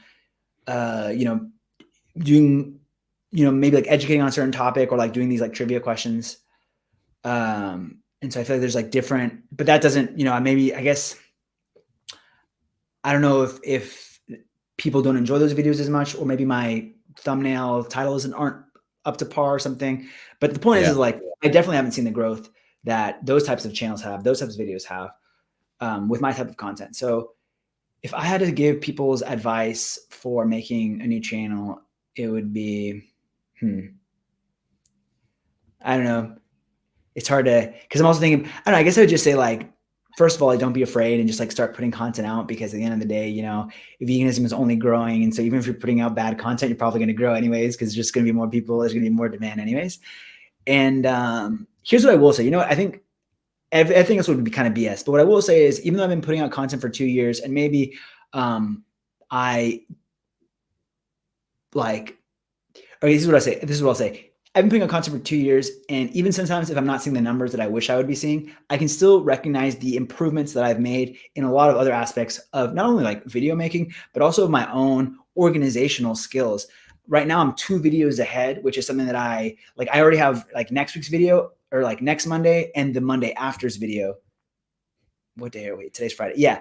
No, I've got 3 videos uploaded, like 3 videos uploaded already that are going to go live. You see what I'm saying? And that gives me so I'm not just rushing from week to week to make videos. Also with shorts, I've been able to like program them further in advance. I've been able to figure out how to like dedicate my days. Like there's all the internal part that has to happen, all the internal part, that has to go correctly to be able to constantly put out videos. Also, like, not your videos don't have to be perfect. Like it's just you probably. So you don't necessarily should worry too much about that. Like, oh, don't compare yourself to people who have an editor or who have, way more experience than you. Just like put stuff out. So I think those are things that I tell myself as well. And also celebrate like the small wins. Like I never thought I was going to hit 1,000 subscribers ever. Or not that that's not true, but it was just so far away. Like it was hard to imagine ever hitting it. And then especially when you're at like 200, 300 and it's like sub is like trickling in and nobody's watching your videos and nobody knows who you are. But then, and you know what I am going to use today right now, it's just kind of like sit back and kind of appreciate a lot of things that have happened, especially at least for me in my journey. Like today I wrote to Mel and Steve for the first time, and they said they've seen my content. You know what I mean? And I was like, and it's like, fuck, what the hell? Like, I'm going to cry. Like these people are like, they're watching my stuff, and I was just like I was just a guy 2 years ago. And I was just thought like, I'm going to post stuff. And like Cliff Grant, I talked to Cliff Grant like pretty regularly, you know what I mean? And it's just that recognize that, sometimes you grow and you don't even realize, like, bro, you invited me to live stream. That's sick. Like a YouTuber invited me to live stream. So it's just kind of also recognizing that sometimes you're not going to see that growth from one day to the next, but like an explosive growth. But you know what, after years, people start knowing you, people start seeing you around, and the vegan community maybe isn't that big, but still it feels cool. Like people that you used to watch, know who, like David Rams knows who I am. I made a video with him. Vegan Gaze knows who I am. I've made videos with her. So it's cool that when your idols, like people that you really respect, and start, recognizing you, knowing who you are. So sometimes even if the numbers aren't confirming what you wanted to see, there's other ways that you can recognize the growth you've made and the impact that you're making. Like sometimes you don't even realize the impact that you're making on other people and yeah, like the changes that you're doing. So I completely agree with that. That's actually a very good way of seeing seeing growth, and a very, I think, of a healthier way to put it, because all these numbers are it's kind of unhealthy to always be watching these numbers. And yeah, you get noticed by a lot of these people who you look up to, right? Like Mel and Steve, as you said, the Cliff, and Yeah. it's awesome to see that. It's like a confirmation that your work is valuable, that what you do matters, right? And yeah, that's awesome. That's awesome. And kind of on the same lines as a question, like if you had to start all over again, like the whole YouTube channel again, What what got would you do deleted? differently now? I'm sorry for the fireworks. Wait, why Stop did that it. happen? It's, I guess, because it thinks I do thumbs up. I don't want to do two thumbs up. Yes, got the balloons. Yeah, Uh, Daynesh has it too. Nice. So what would you do differently if you started a YouTube channel now? what would I do differently if I started the YouTube today? Like if I got mine deleted.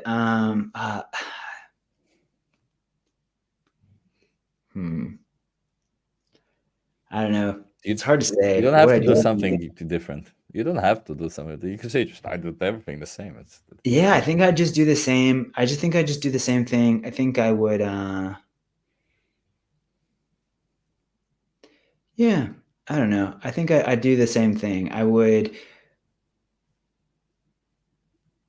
Yeah, just I'd probably go easier on myself, just not work, not like yeah, just try to get as much content out as quickly as possible. Um, Try to find videos that are quicker to make. Going out on the street and interviewing people is pretty quick to make. But yeah, I don't know. I feel like I do stuff pretty similarly. So Interesting. That's pretty yeah, cool. That's pretty cool. Um, I do okay. have a question for you though. Actually, I wanted to ask you a question. Oh yeah, Um, go for it. Dude, so how did you get so big, bro? Like Yeah, dude, Vegan Power Lab, man. It's in your name. yeah, it's honestly, and also in this logo Yeah, I mean, thing that I I'm made. working on my own gains, but Yeah, it's I want to do a so I 100 kilo learned bench.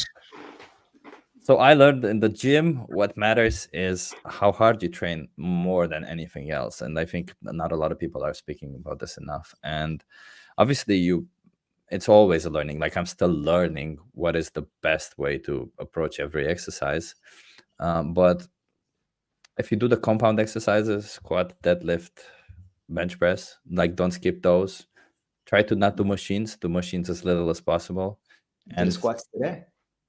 perfect. And when you do them, just like also, how many reps do you do, for example, for I squats? do, I do the 4 to 6 rep range. Phew, that's perfect. You're already on your way, right? So that's kind of it, right? Like just 4 to 6 reps and make sure you reach RPE. You know what RPE is, right? Yeah, Yeah. So for I'm not people who talking don't to a know, noob. I'm just kidding. yeah, so for people that don't know, RPE is a rate of perceived exertion. It just means that RPE 10 means that you cannot, even if somebody puts a gun to your head, you cannot possibly do another repetition. And 9 means that maybe you can do another, something like that, right? So I think what matters is that you reach RPE 8 or 9, kind of not Yeah, every set necessarily, but like for sure every session that you have in the gym. yeah, And definitely. more than that, nothing else. Like it's just consistency, and then time it grows. It's you just grow. Like for me, for me also, like I don't know if you take creatine. Do you take creatine? No, I haven't. I've thought about it, but I've never done it. I don't know why. I've just never done it. Do you take it? I do, yeah. So creatine also helps with the brain and the muscles. It's a very good supplement. It's the best supplement, and it's you will become bigger with creatine. It depends on the people. Apparently, like 25% of people are Creatine resistant. non-reactant to it. Just kidding. Yeah, yeah, Okay, cool. yeah. I didn't. Creatine resistant. They do. Yeah, I don't really have any tips other than just work out. I think also I've always been like a person who works out. I liked bodybuilding since I was a kid, so Yeah. it's How long did it take you? Yeah. um Tell us your lifts. it's hard to say, because honestly I grew the most in the last 2 years. Like I grew a lot in the last 2 years, and I can still feel like now I'm restricting my calories to not grow too much. But mm, yeah, before that I still kind of had this whole mm, I knew kind of how to do the exercises and all that. So and I was gymming maybe for 2 years before that, like one day yes, one day no. I was a runner for a long time. Also, I was running. So I don't know. Like I don't think there's any good way of. I think it's just be consistent. That's the most Yeah. important thing in the gym. As long as you find something that works, a routine that works for you, you will grow. If you eat more calories, you're consistent in the gym, you'll Yeah. grow. There's no way around it. Yeah. I think Right it's now I'm on harder a to cut. not grow. Say it again. Yeah. Right now I'm on a cut. I'm on a cut. Yeah. So I'm like restricting my calories. Yeah.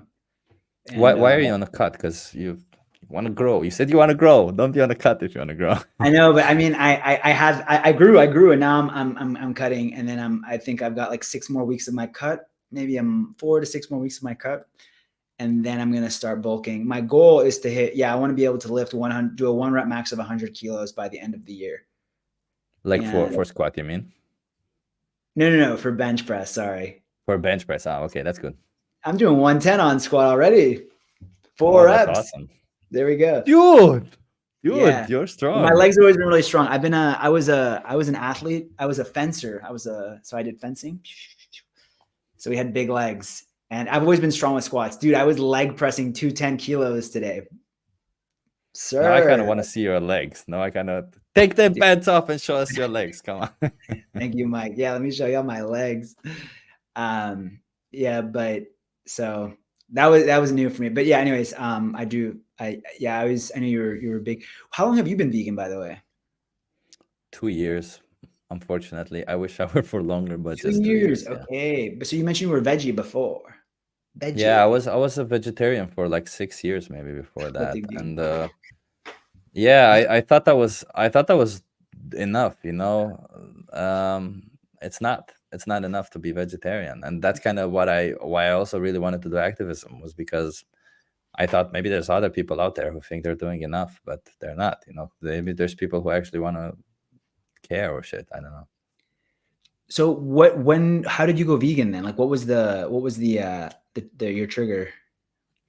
So for me, I've at some point I realized that I'm very interested in philosophy.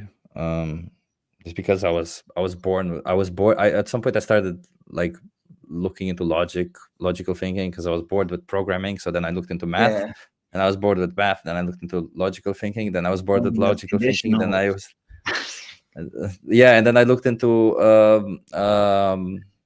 philosophy, and that was the most interesting, like philosophy. And then I started looking at videos about philosophy, and then I found vegan debates, which to me were like, fuck yeah, I would just like watch Who's hours per day of vegan debates. I just loved them.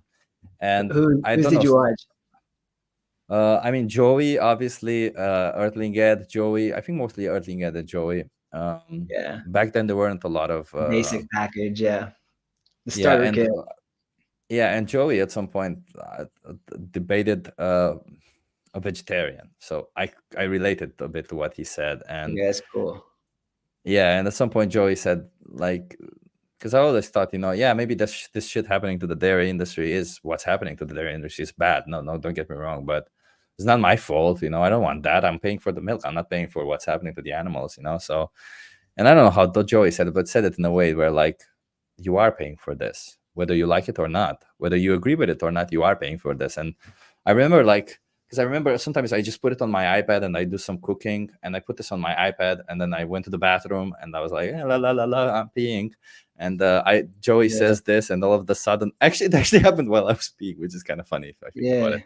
And all of a sudden, Joey said this, and I'm like, the fuck, I can't justify it. I cannot justify it anymore. He's right. And all of that, from that moment on, I was like, I came back into the kitchen, I was looking around and be like, I have to be vegan now. That's it. There's no way Yeah. around it. I have to be vegan. So I said to myself, okay, I'm not going to throw away the food that I have in the fridge. I maybe had like some cheese or some yogurt, and I'm like, I'm not going to throw away the fact that I still have some of it. I'll take advantage of, so that I buy the different products that are similar in taste to the ones that I already buy, or in nutritional value, because for me, nutritional value Okay. matters more than taste. So then I think within 1 week, I had 0 non-vegan products in my house, and I just went vegan. And from there on, it just became interesting to me, because I refuse to believe that this is happening in the Netherlands, where it's a civilized country. And I looked into it, Yeah. and it does happen in the Netherlands. So Not in my country. Classic. yeah, It's classic, you know. It's sad to feel, you know, you try to, you hear these stories and you're like, I'm not really part of it, but then you realize Yeah. that you are part of it, and but you have Which to is so have this messed up, dude, by realization. the way. Like people are like, "Oh, they don't do that in my country. Maybe in like Mexico." And I'm like, "No, they do it in your country, my friend." Like let's settle down. But yeah, like people have these attitudes. They're like, "Oh, no, not in my civilized country. We don't do that." But Today I heard so, somebody in US, from US, which is, it's something that I only hear from people in US. I did some activism today also, and I only hear it from people in US, which is kind of, it's I don't know how to react to this. I actually wanted to discuss with some people on how to react to this kind of stuff. Like, oh, Native Americans would kill animals and they would eat the whole oh yeah, the animal, indigenous and community. they respect them in that way. And I kept telling him, like, dude, this isn't, you're not respecting the animal if you're killing them without, in the Yeah, absence of need, killing them. That's not totally. respect to the animal. But this guy just didn't get that. It just didn't relate to him. So to all of these arguments, I feel like sometimes it's good to have two ways of discussing or to of debunking these arguments. And I just didn't have another. I didn't know what to say to this person of just plain and simple saying, well, it's normal. It's what we need to do. It's all of this shit, like nothing, everything just faced him. And I feel like all of them, they bring up these Native American thing, and they're like, okay, well, if they did it, why can't I do it? Or I don't know. Yeah. It's So it's funny. I actually I watched Christspiracy like 2 weeks ago. And there's oh, one that's line, awesome. don't let Kip Anderson in here, hear me saying this. No, but there's one line where they interview a guy from, I think it's Paraguay or Panama. Ooh, I think it was Paraguay. But anyways, and he's talking about like the ritual with ayahuasca, whatever. And so he actually talks about, I think he's indigenous, and he actually talks about what you said. He said, a lot of people talk about like respecting the animal, but you're just saying that for yourself. You're not asking them if it's, you're not listening. He says like, you're not listening to what they're saying. He's talking about the animal. It's like, yeah, dude, obviously, like saying it's just respect. Like that's just for you. You're not listening to your victim essentially. Yeah.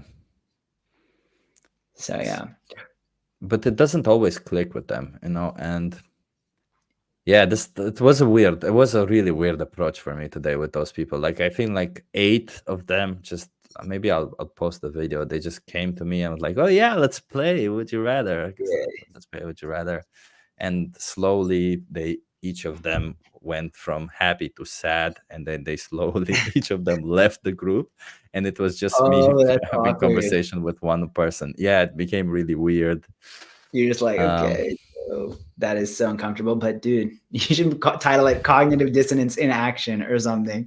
Like, oh, that's so good. title the video. That's, dude, you're amazing at this. You're good at at making these titles, man. Yeah, man. No, you Speaking should of, do it. You should do it.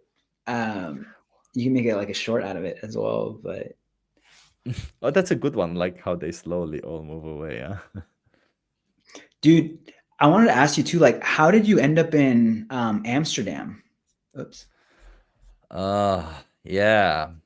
Amsterdam is. I always loved Amsterdam. From the moment I first came here, I just fell in love with Amsterdam. It's I feel like a lot of people, when they come and visit Amsterdam, they go to the touristy center, and it's Yeah. kind of shitty there. It's like, it's not Amsterdam. What's the center of? It's just like tourist city. It's a different city, and not a lot of people understand what life in the Netherlands is like. But Yeah. um, most of, but here in Netherlands, it's like, it's such a, you don't realize just how. Yeah, I saw the. We know the real reason. We know the real reason. Yeah, we do know the real Yeah. reason. Yeah, it's the prostitute. No, it's not a prostitute. No. Or the weed. No, I mean, 420, it 420 blaze it, plant based. the weed did, like honestly, it's just, you kind of see the open-mindedness in people, one, and you also see that, because Dutch people are cold people by default, but they're also warm in a sense, where they have this concept called gezellig, which is like coziness. and they all the Dutch places and Dutch people really appreciate this, and their whole society. Well, not this is a big statement on my side, but this is kind of what I noticed from them, is that their whole thing is about making things cozy. It's making your life more cozy, more gezellig, Yeah. and that's kind of saying something if you think about it. That's kind of cool. They have this. It's one of those really nice feelings, because if you think about coziness, it's a nice feeling to have. And yeah, so yeah, Amsterdam, because it was either Amsterdam, Berlin, or Hamburg. I really Okay. wanted to leave Romania, and I wanted to go to Amsterdam, Berlin, or Hamburg. And I applied for jobs everywhere, and Amsterdam was the one that I got first, and Okay. Amsterdam is the one that I went. So that's. I Do you wish it were a speak? more better story. No, it's. I mean that everyone has. Yeah, I mean everyone's got their Yeah, story. yeah. Do you speak Dutch, or what languages do you speak? I speak English, Romanian, obviously. Dutch, I don't know if I speak it. I would say I refuse to speak it. I did the Dutch exam because I'm now Dutch theoretically. Like I Oh, have Dutch nice. citizenship. So I did the Dutch exam. I passed it. I understand a lot of Dutch. I also sometimes speak it if I have to speak it. Oh, But see, hoop on hoop. I don't really like it. It's the problem with Dutch is that in the second sentence of the, maybe I don't know how it is in Hungarian, but in Dutch, in the second sentence, in the second, yeah, in the second verb has to always be at the end. Oh, interesting. Yeah. So if we say something like, I was thinking, no, I wanted to tell you how I did that. In Dutch, you say, I wanted to tell you that how I did, or something like that, which is Okay. did is right at the end, which is for me the topic of the sentence really fucks with my brain, and I'm Yeah, yeah. that's cool. Yeah, I don't speak any Dutch. I don't speak Hungarian, by the way. I don't speak Hungarian. Oh, you don't speak Hungarian? Oh, I Nem don't know why I beszélek thought you speak magyarul. that. Sajnos. No, I can just say that. It's like my Duolingo. No, I don't speak Hungarian, unfortunately. I wish I did. I wish I knew it. I wish I knew it a little bit more, but I just get around with But you speak English. Spanish, right? Yeah, I You speak speak Spanish. Spanish. I like to I say mean, that I like to say that I defend myself in 4 languages. That's what I say I defend myself in. Yeah, English, Spanish, French, and Arabic. So you speak French? yeah, I did I did a vegan. I have a video on my channel in French actually. Yeah. Yeah. Dude, you have no idea how valuable you are as a vegan activist if you speak French. Like, honestly, like in on AV or With the Free, it's absolutely insane how many French people come, and you cannot talk anything to them because they don't speak English. So Oh, it's for very real? valuable if you, yeah. So you should join one of these activism groups if you speak French. You'll be Okay. super valuable to them. Yeah, no, I'm good It's enough to like yeah, I'm good enough to talk veganism with yeah. But like Arabic I wouldn't be good enough. But that's why I say defend myself. But yeah. oh, Um Arabic also. You said, oh Jesus Christ, dude. yeah, I studied abroad in Jordan when I was in college. I did my year abroad or my semester abroad in Jordan. So I learned a lot about well yeah, so I just learned some Arabic. بحكي عربي شوي. Daynesh, you're like one of these really cool people too, as I was mentioning at the beginning Oh, of the thank video. you. Because you have all of these stories where you're like, oh, I studied abroad in this place, I did this place. You're awesome, dude. I'm sure you have a very interesting life story. Did you ever count how many countries you went to, or like had experience in? Because I feel like you That would didn't be just go way to too these pretentious. countries.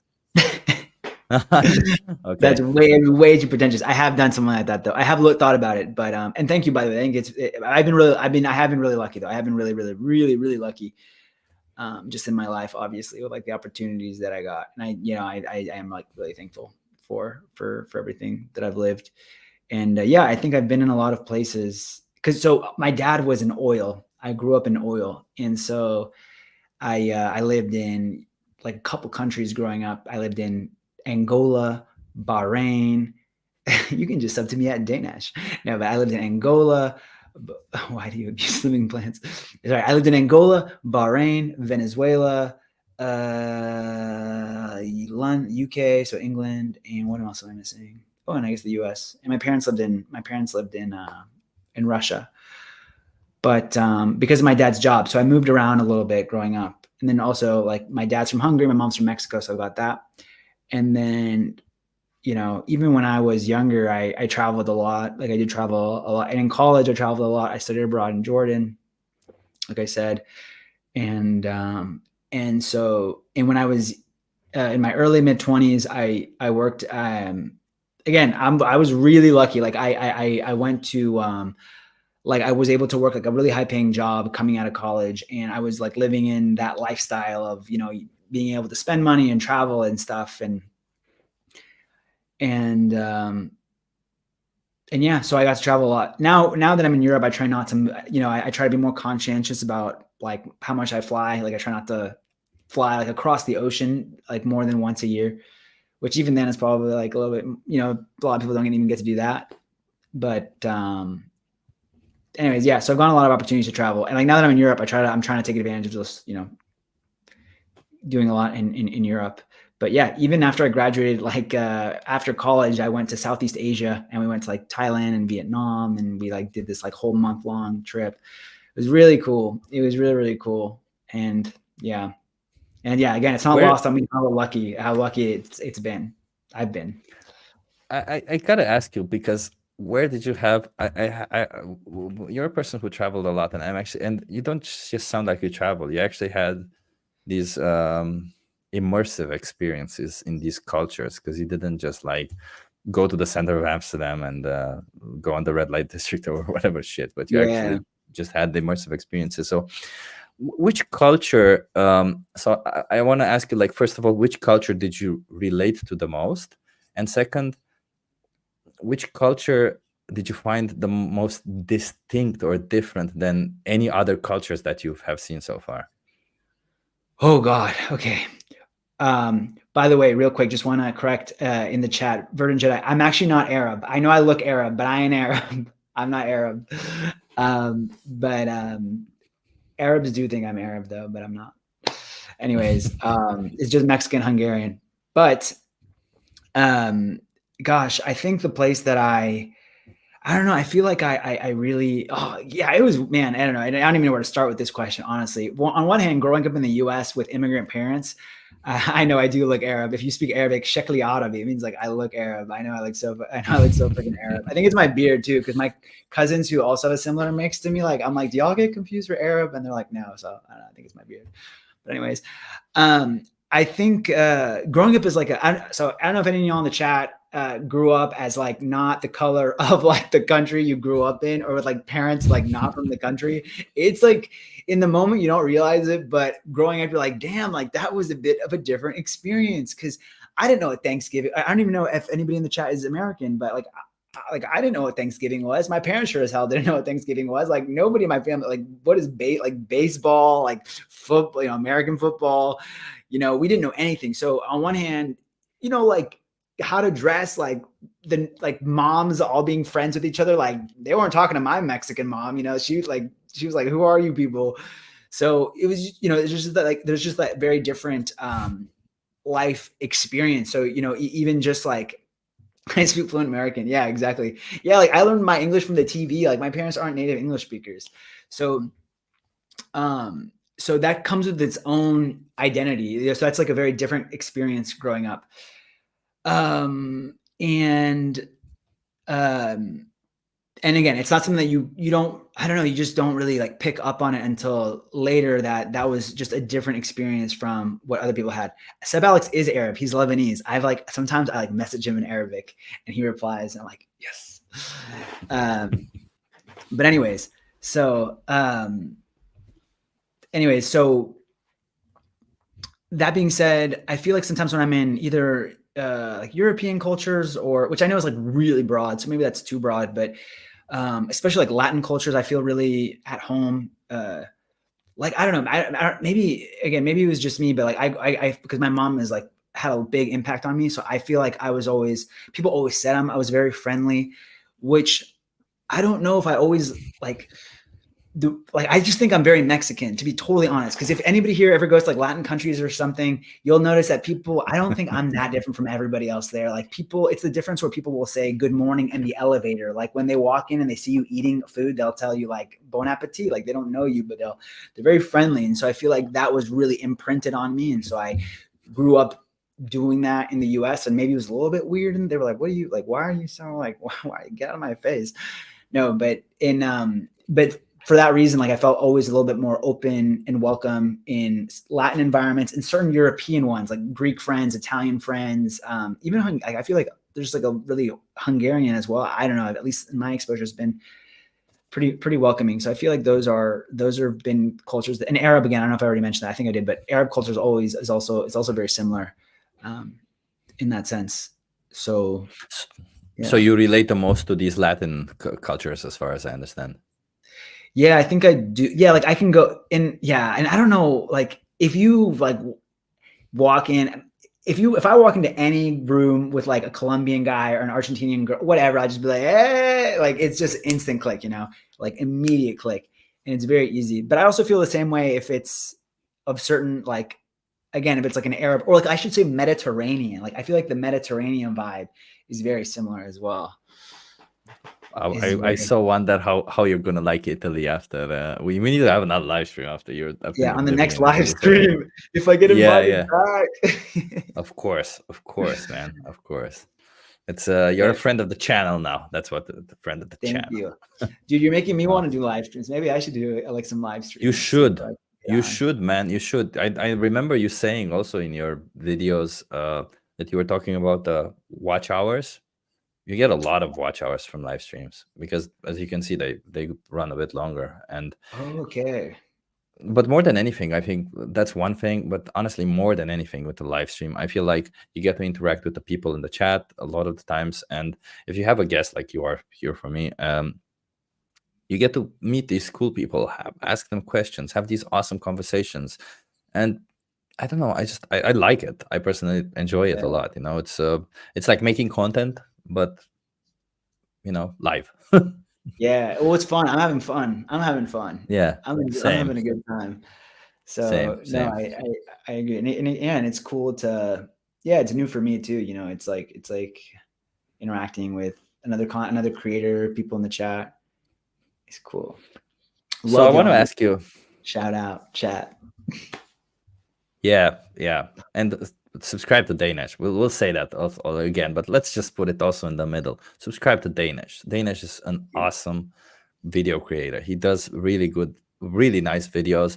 There's just not, like I feel like even as a vegan person, if you're a vegan person, you sometimes want to watch some videos that aren't necessarily always like street talks and how to convert people to veganism, but rather you just want to watch some good wholesome content that's also vegan. And I feel like that's what Daynesh content is, right? That's kind of, I don't know if that's a good description of what your content is, but you have a lot of other content also, but I feel like this is kind of what I noticed from your content. I always enjoy watching it because of it. It just brings me joy, And, speaking of, I have a question, because you have one of your videos is of your friend Eli, who went to a festival, and I don't know if is it okay if I spoil the video for everybody, or how dare no? Yeah, spoil it. Yeah, okay. So first of all, everybody, I'm not doing the video justice. You should go watch it, right? You should go watch this video. It's a really good video. And Daynesh has a lot of other videos in this form where his friend Eli went to a festival. Actually, you know what, Daynesh, you tell it. It's you will say it's so much better, please.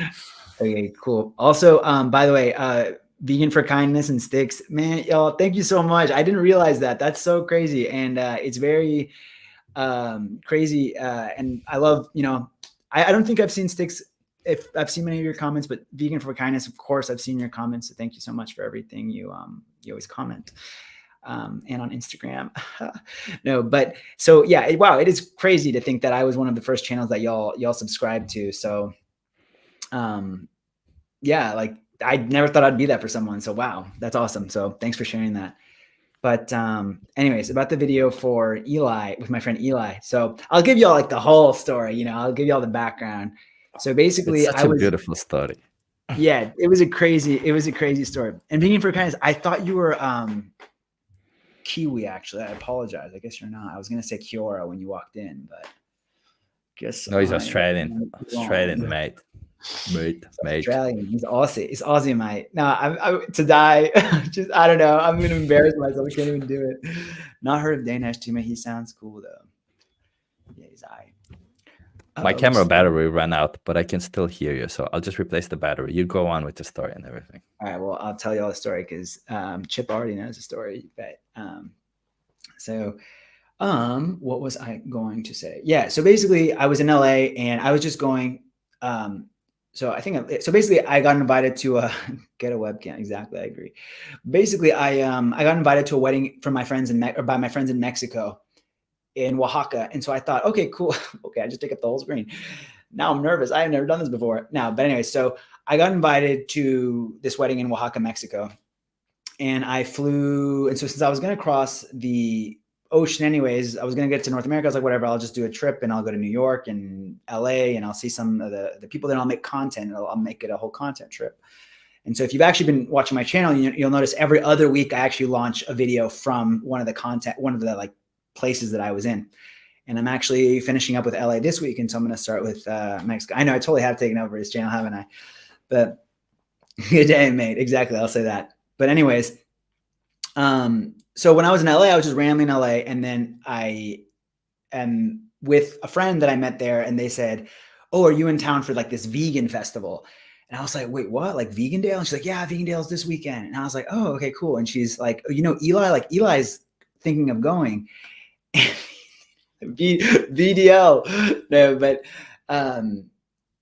what was it? I was when I was between like my original channel names, like That Vocal Vegan. The other one was maybe Big Vegan Energy. I think that was it. But anyways, Big Vegan Energy. But anyway, so I was in LA. And she was like, hey, are you gonna go to the vegan festival? Eli's thinking about going. And I was like, Eli, like, why does Eli want to go to this vegan festival? Eli's not even vegan. So I thought, whatever, I'll message him and I'll see if he wants to go. Cause I don't know. I was like, I just heard that it was going to happen. I wasn't planning on going, but I messaged him and he said, yeah, I'm going. So I thought, okay, cool, let's go. So when we start going, I'm like, okay, why are you going? Like, you're not even vegan, right? And he goes, no, but you know, I've just been interested and I've been thinking about stuff. And yeah, so I was like, cool. So I ended up going, and initially I'm like going to just film like, oh, I went to Vegan Dale or whatever in LA and here's what I ate, you know. I didn't really plan it that far in advance, but then, so I did it. And then I was like, oh, whatever, Eli's with me. And then I started filming Eli's reactions too, because it's always good to get like non-vegans reactions. But then in the middle of the day, I was like, actually, dude, I'm just going to film. What's up, Chip? God, thank God you're back. I was freaking out. No, but anyways, so then I was telling about with Eli. And so then in the middle of the video, in the middle of the time there, I was like, you know what? I'm actually going to make a video about Eli and my non-vegan friend trying the vegan festival. And I'm just going to like get his reactions and stuff. And so I'm just like, you know, we're like going around and filming stuff because that's like going to make for a better video, you know, like non-vegan goes to vegan festival versus like me just being like, oh, I tried some vegan food and I loved it, obviously, because, you know, like surprise. But so yeah. So then we went around and we were like trying all the food, and then I don't know, we were like meeting people and like I didn't even get all these people on camera, but they were like talking to him. And then, you know, he's just really enjoying the food. And at the end of the video, we're like walking out and I just wanted to film him. I'm like, hey, like, can we get like your closing thoughts? And I got this on camera, which is where he goes, man, I don't know, this feels like a really special event. Oh God, no, I didn't watch that. He watched my video on stream. Okay, good. I'm just not going to watch that. I'm just going to pretend I didn't hear what you I'm going to pretend I didn't read what you just said. But anyways, so we walked out of the place and I got this reaction on camera where he goes, oh yeah, like you know, they're playing this like song, like my favorite song. And he's half Indian, or he has Indian descent. And it was like, I think some like Indian remix. And so he was like, this is really, I don't know, this is really moving me. And then I just got some reactions at the festival. I got some reactions of him, of what he thought. And he said everybody was really nice to him or whatever. And then I thought, man, like, I wonder if he, you know, I don't know. I just thought maybe he'll go start eating more plant-based. I don't know. So then the next day I see him, and we're like, cause we're at another party, and then he goes, "Hey, guess what? Like, I haven't had any animal products since Vegandale." And I was like, "Oh, that's crazy. Like, well done. Like, awesome." I was like, "Let me know if you need any help." And then out of nowhere, 2 weeks later, he just texts me, 2 weeks vegan. And I was like, what the fuck? Like, holy shit. Cause I mean, I don't know, like that never happens. Like someone's like, I'm going to go vegan. I'll think about whatever. This guy just went vegan. Like is 2 weeks vegan. And I'm like, damn. And then a month later, he texts me 1 month vegan. And I was like, dude, what? No way. And then I'm like, hey, and then he's like, yeah, I just made it through Thanksgiving. I feel like if I could do Thanksgiving, I can do anything.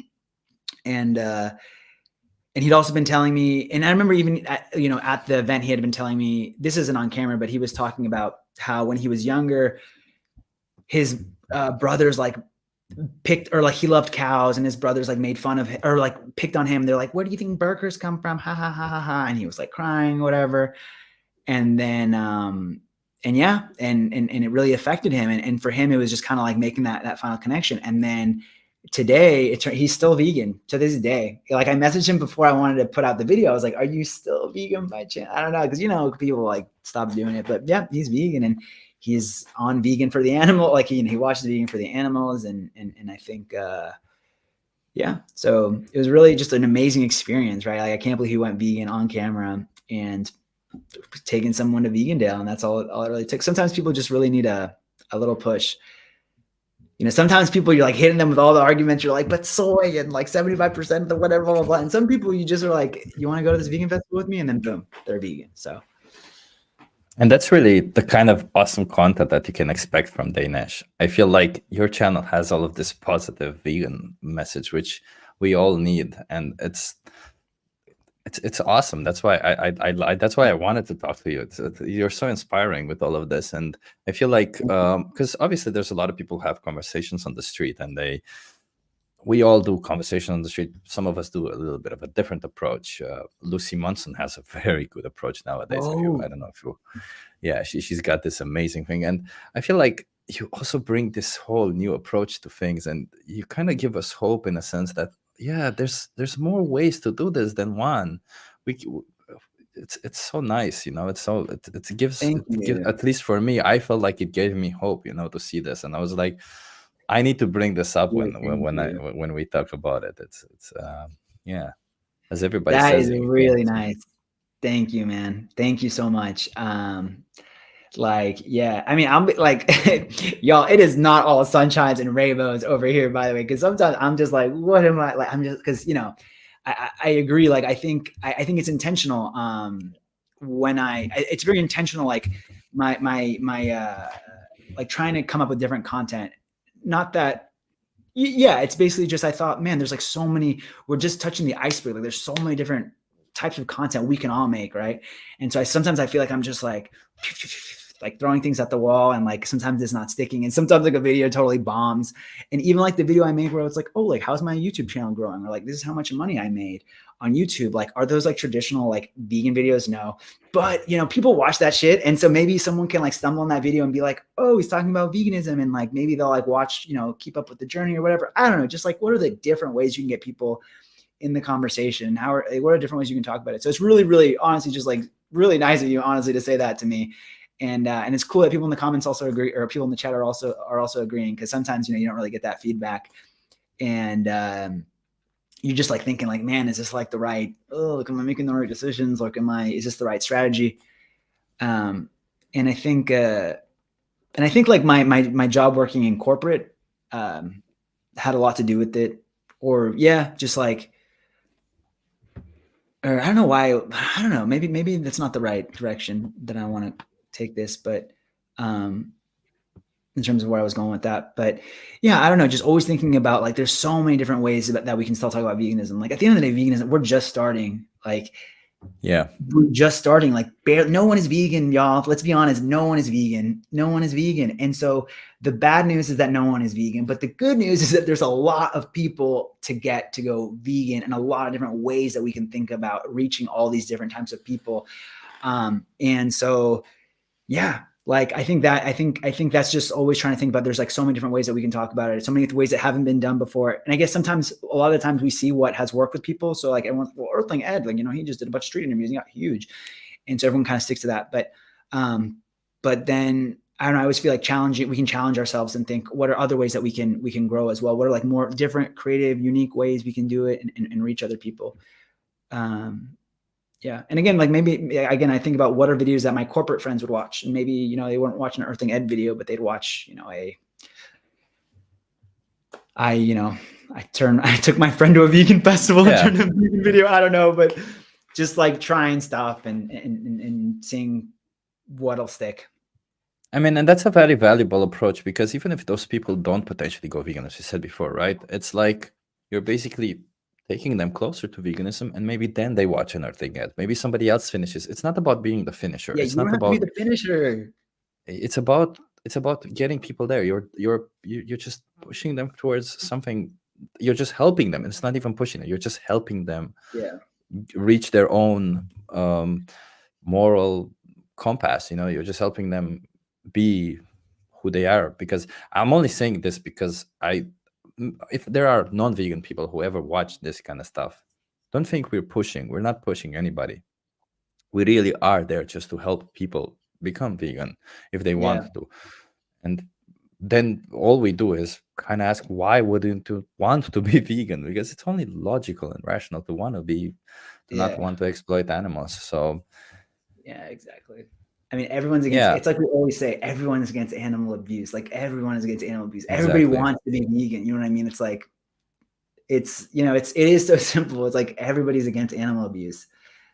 Yeah. Like nobody, it goes into that very inner, like that inner, what's it called?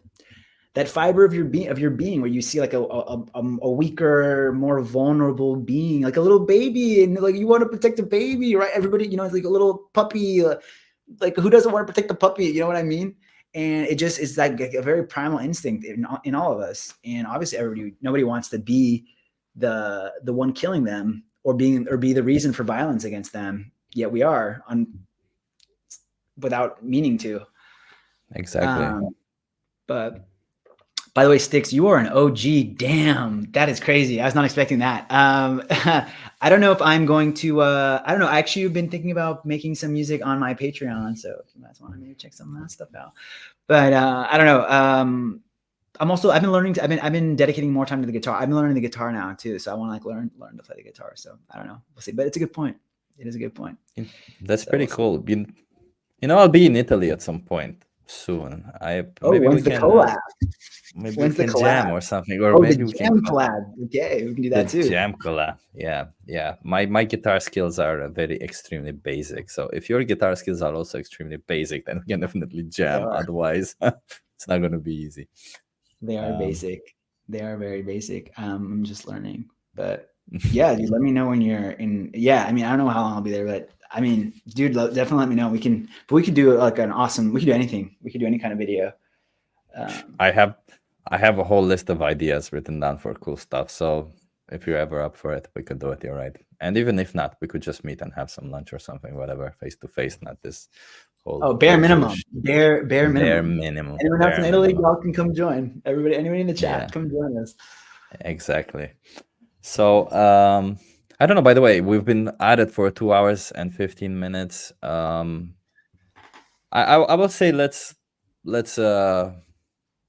cap it at 2 hours and a half, 2 hours 45 minutes, so that I don't keep you too much. And also, people in the chat, I think Vegan for Kindness will also go on a live stream soon, and we want to watch him. Yeah, because Vegan for Kindness also has awesome live streams. There he is. Sweet. Vegan for Kindness. Live stream your lunch. Oh, that's a good one. Yeah. Yeah. So I do still have a couple of questions to ask you. But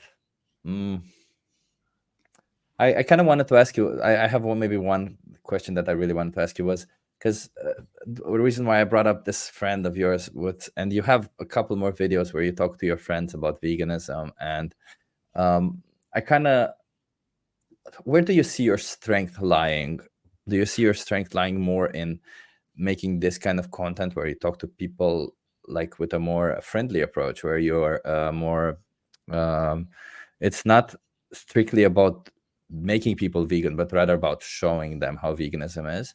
Do you see your strength lying in this, or do you see your strength lying more in other types of content? Like there's some people who describe veganism, or they debunk veganism, or they debunk stuff like that, like or talk to people on the street, not just like interview style, but rather actual approach, street approach. Like where do you see your strength lying in all of this?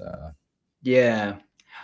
Gosh, I don't know. I think I think I've always found do you say in Romanian, do you say like a facility, like an ease, like something like, do you use it like facilidad, we would say in Spanish? I don't know if you have a similar word. In what Una context? facilidad. Like Yeah, I would we do say like, facility. yeah, like I have like I've always had like a facility, like an ease. For me, it's always come naturally. I guess that might be the better way of saying this. Like it's always like come naturally. It's always come naturally to me to speak to people and like connect on that level. And so I think that, I think that's something that I find that's like a tool that I want to use and bring to veganism, and it's something that I enjoy doing. And yeah, and I think that's something that other people might struggle with, and so I think that is one of my strengths. But I also like the analytical part. Like I like making talking head videos. I like making those more like research, analytical, like debunk videos. So I don't know, maybe it's kind of a cop out, because man, I want to be like, I like to make all those videos, and I feel like I'm good at all of those. So I don't know. But I do, and I have gotten comments about my, when I talk to people on the street and stuff, and people say, oh, you do a good job with that. So, yeah, I don't know. I guess I feel like that. It's kind of like that hunter thing we were talking about. Like I'm still trying to figure out where or I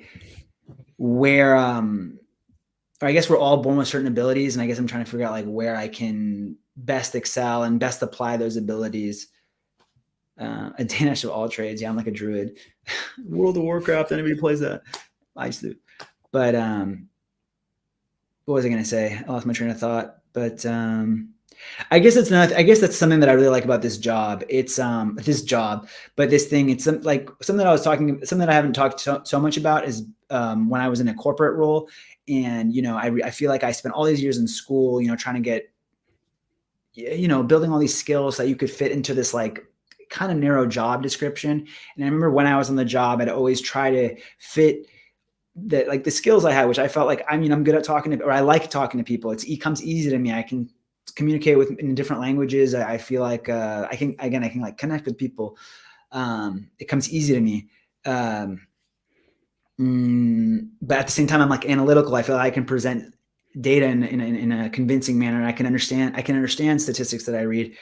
That comes more I'm not afraid of numbers. And so I felt like when it came to a job, I was just trying to force that job to go with my abilities, or mis habilidades, what I felt like I was good at. Versus now with this YouTube thing, something that's really cool about it is I get to create the mold myself, and I get to figure out, okay, well, I know that I'm good at this stuff. I know I feel good about doing this different stuff. So how can I uniquely bring that to the objective that I want to get at, which is, spreading veganism, getting people to change their minds. So that's how I've kind of thought about it. So I feel like, so I guess what I'm getting at is maybe, yeah, that personal element that I bring to it, but also a more analytical element as well. So seeing where I fall into that. There's some things that I feel like I'm not good at that I or I don't know, I guess I could get better at, but maybe I'm not the best cook, or maybe I'm not the best at I'm out here I've whatever his name, Gaz Oakley, making food. So maybe those aren't necessarily my strengths, but I feel like I've got other ones. I think if I were to place a strength that you have, is that I think first of all, you're good with you have a bit of a friendlier approach to people. That's one, which is good. So whenever you approach people, that's very valuable. And second, I think well, which I think is the biggest strength of yours, is that you're good at making YouTube videos.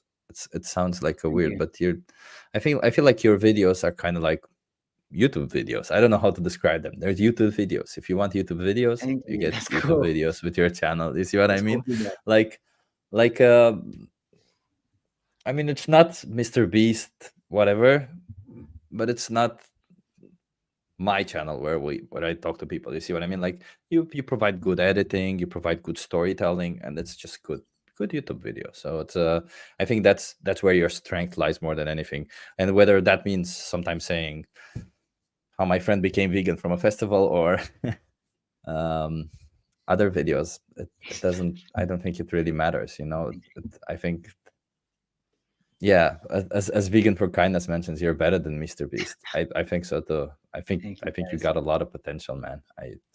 You're gonna go big because you make good videos, and that's what matters. Thank you. Yeah, thank you Yeah, guys. Thanks for the support. Seriously, you guys are awesome. I'm yeah, gonna and have a great weekend. No, but y'all are that's sweet. Thanks. I mean, it's good to hear this, like as you said, comments sometimes are so full with haters and all that, but the reality is that all of these people do support you. I support you. All of these people support you, and we all like your content. And part of the reasons why I want to have people like yourself on my channel talk to you, because we like you so much, and I know people like you so much, and that's why I want to bring you here and have people know a bit more about you because they like you, they like your content and all this shit. So it's nice. Thank you, dude. I gotta have you. I gotta do one of these for you. I gotta invite you on my channel and hear about you. Yeah, you That's better do. Yeah, dude. Yeah, hold me to it. Hold me accountable. I'll You're good hold at you to holding it. people accountable. Hold me accountable to that. Yeah, exactly. But No, it's no, yeah, yeah. No, it's just like I just wanted to I feel like for one of my strength I realized lately is offering support to people, which is I don't know how to do it very well. And well, I don't know, that's not I don't know how to do it very well. I don't know how to apply this to veganism very well. So maybe just having vegan activists such as yourself who do great jobs, who are maybe a bit more unconventional to other vegan activists. Because if you think Joey, like if you think vegan activist YouTube channel, you think Joey Carbstrong, you think Earthling Ed, you think Mel and Steve, who are all just doing this street approach, but you're doing a bit of a different approach, which I think in the end will grow a lot and you'll get there. It's just yeah, it's a YouTube is a fucking it's a fucked up place. YouTube. It's some it's you don't know what crazy. works. It's fucked up, dude. YouTube is It's, quite. It's the wild, wild west out here. it sometimes it feels so much like a wild wild west. Like I only recently do you do this where I only recently started making two thumbnails and thinking of two titles, and then just putting one, and then waiting to see how that does for a day, and then if that doesn't do well, I'll just change the thumbnail and change the title. I sort of do that. Like, nah, I'm lying. I don't do that. Um, like I've done that maybe 5 times in the last 50 video. No more, like 80 videos. I've done that maybe like 5 times. Um, I the thing that I'll do, like if I look at the video and like like the click through rate is just absolutely tanking, I'm like, okay, maybe I do need to change something. But sometimes if I look on the video, like for example, the last one that I just put out, it was like the one with the LA girls. And when I put it out, like on the first day, it was 6 out of 10. Out of you know what it means, but like out of the last 10 videos, it was the 6 out of 10. Yeah.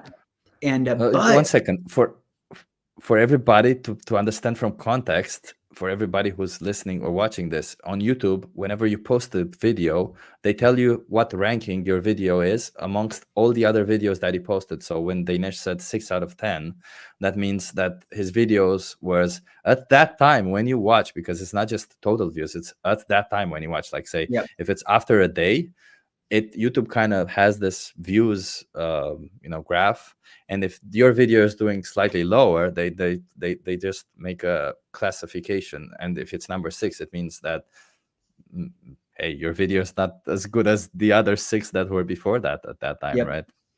Yep. Yeah. And so the video came out and it was like 6 out of 10. And I was like, but I looked at the click-through rate, and the click-through rate was high. It was like, for me, high is like 8%, 9%. That's quite high for me.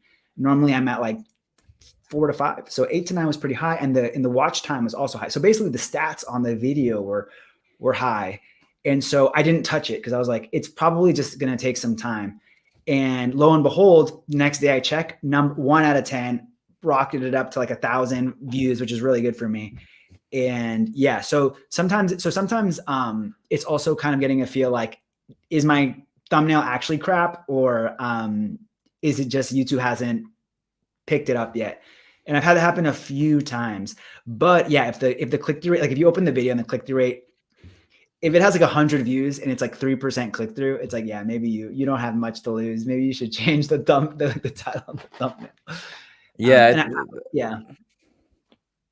It Like I do has change the happened. title sometimes. Like I do change the title sometimes, and maybe Yeah. maybe the thumbnail a little bit. But yeah, I get what you mean. I also don't do it too often, but I'm like, I tested recently and I realized that even if you put a positive message in the title, people don't want to watch positive. They want drama, so you have to put some drama there in the title or something. You always have to hook people into it, yeah, which I don't like that about YouTube. I really don't like that. I would rather, I just want to make content. I don't want to necessarily think about hooking people into it. But yeah, that's why I've made like, that is maybe an advantage, like Reels and TikTok. Fuck drama. Maybe that's why like TikTok and Reels are maybe a little bit better in the sense of like, you only need to hook them for 3 seconds. You don't need to like think of the thumbnail and title really. Obviously, because you don't have those. What I would say is for YouTube, I watch a lot of, what is his name? Like his name is Ed, called The Film Booth, and a guy named Nate. Do you watch them? Like they give pretty good advice about building. I know David Rams watches them as well. I think I watched Nate. Yeah. Nate's Ed, I good. didn't know about. Yeah, it's called like The Film Booth. I'll message you. I'll text you or whatever. I'll send you the message. But he's like a good channel. I don't know. I used to watch his stuff a lot. Now I don't watch as much of his stuff. But it was a lot about learning, how to create a hook, like get people excited about clicking on a video, thinking about what would make me want to click on a video. Sometimes you open YouTube and you're like, man, I know this person wants me to, like, you're like, man, I know this is like such a clickbaity title and thumbnail, but you got me. I'm going to click on it. Like, I need to see what you're talking about. So they call it something like opening the loop or something, or closing the loop. I don't know if y'all know more about, like, if y'all in the chat, maybe you're more familiar with the term, but something like just creating that like sense of curiosity. It's like, oh, I really want to click and see what he's talking about, or see what they're talking about. Yeah, that's a good point. Yeah, and it's also that nowadays on YouTube, when you hover it, you have this preview, so your preview kind of has to be related to the image or the title. Otherwise, people are not going to click through. So you can't just have a bait. It has to be a bit something there. Yeah, well, they say like in these videos, they say like the first 30 seconds are really important, just to make sure. Sometimes I don't want to give away my secrets, but sometimes, I like spice up the first 30 seconds. Like I work a little bit extra hard on the first 30 seconds because those are going to be that's going to be the most important time before people just like click off. And I am now going to pay way more attention on the first 30 seconds of your video. Yeah. I mean, it's not crazy, but yeah, if you pay attention, yeah. And sticks on a low budget, honestly, like, geez, I mean, if you make videos about living as a vegan on a budget. No, I mean, that could be an idea though. That's a good one. That's a good one. Yeah. No, but also, I mean, yeah, and I think, the basic also just like going out with a sign and being like, hey, going out with the sign and being like, hey, I'm, just like what people do, what other people do. Like, that's like really easy, not easy, but because it is difficult, but it's like cheap. But yeah, maybe even, I think, do you have anything we're doing? Yeah, that's just specifically for activism. I think those are, just going out on the street. But again, also maybe just showing what you eat. And like, I'm going to make a video doing, like I told you, I'm losing weight. Like right now I'm on a cut, and I've been taking pictures of myself. So I'm going to show beginning and after. And I actually filmed my what are they called? My lifts before I started the cut, and I'm going to see how much weight I lost. I hope I didn't commit to that video just now, because I don't know. I got to figure out. I'm going to see how it all turns out. So, but I did kind of want to make that video just to show like how I lost weight. or how I did a cut, like building muscle and like kind of also my like muscle gain journey. But yeah, just different things about, I think, just activism could be sharing your life, because people don't do that enough, I think. Yeah. Maybe that is one criticism I'll have. I think that is maybe a criticism I have of like vegan content today. Criticism is a strong word, but I don't think there's enough like vegan people out there showing like how, like, all right, like, cool, we get the why, show us the how, and I feel like that can be really, really useful.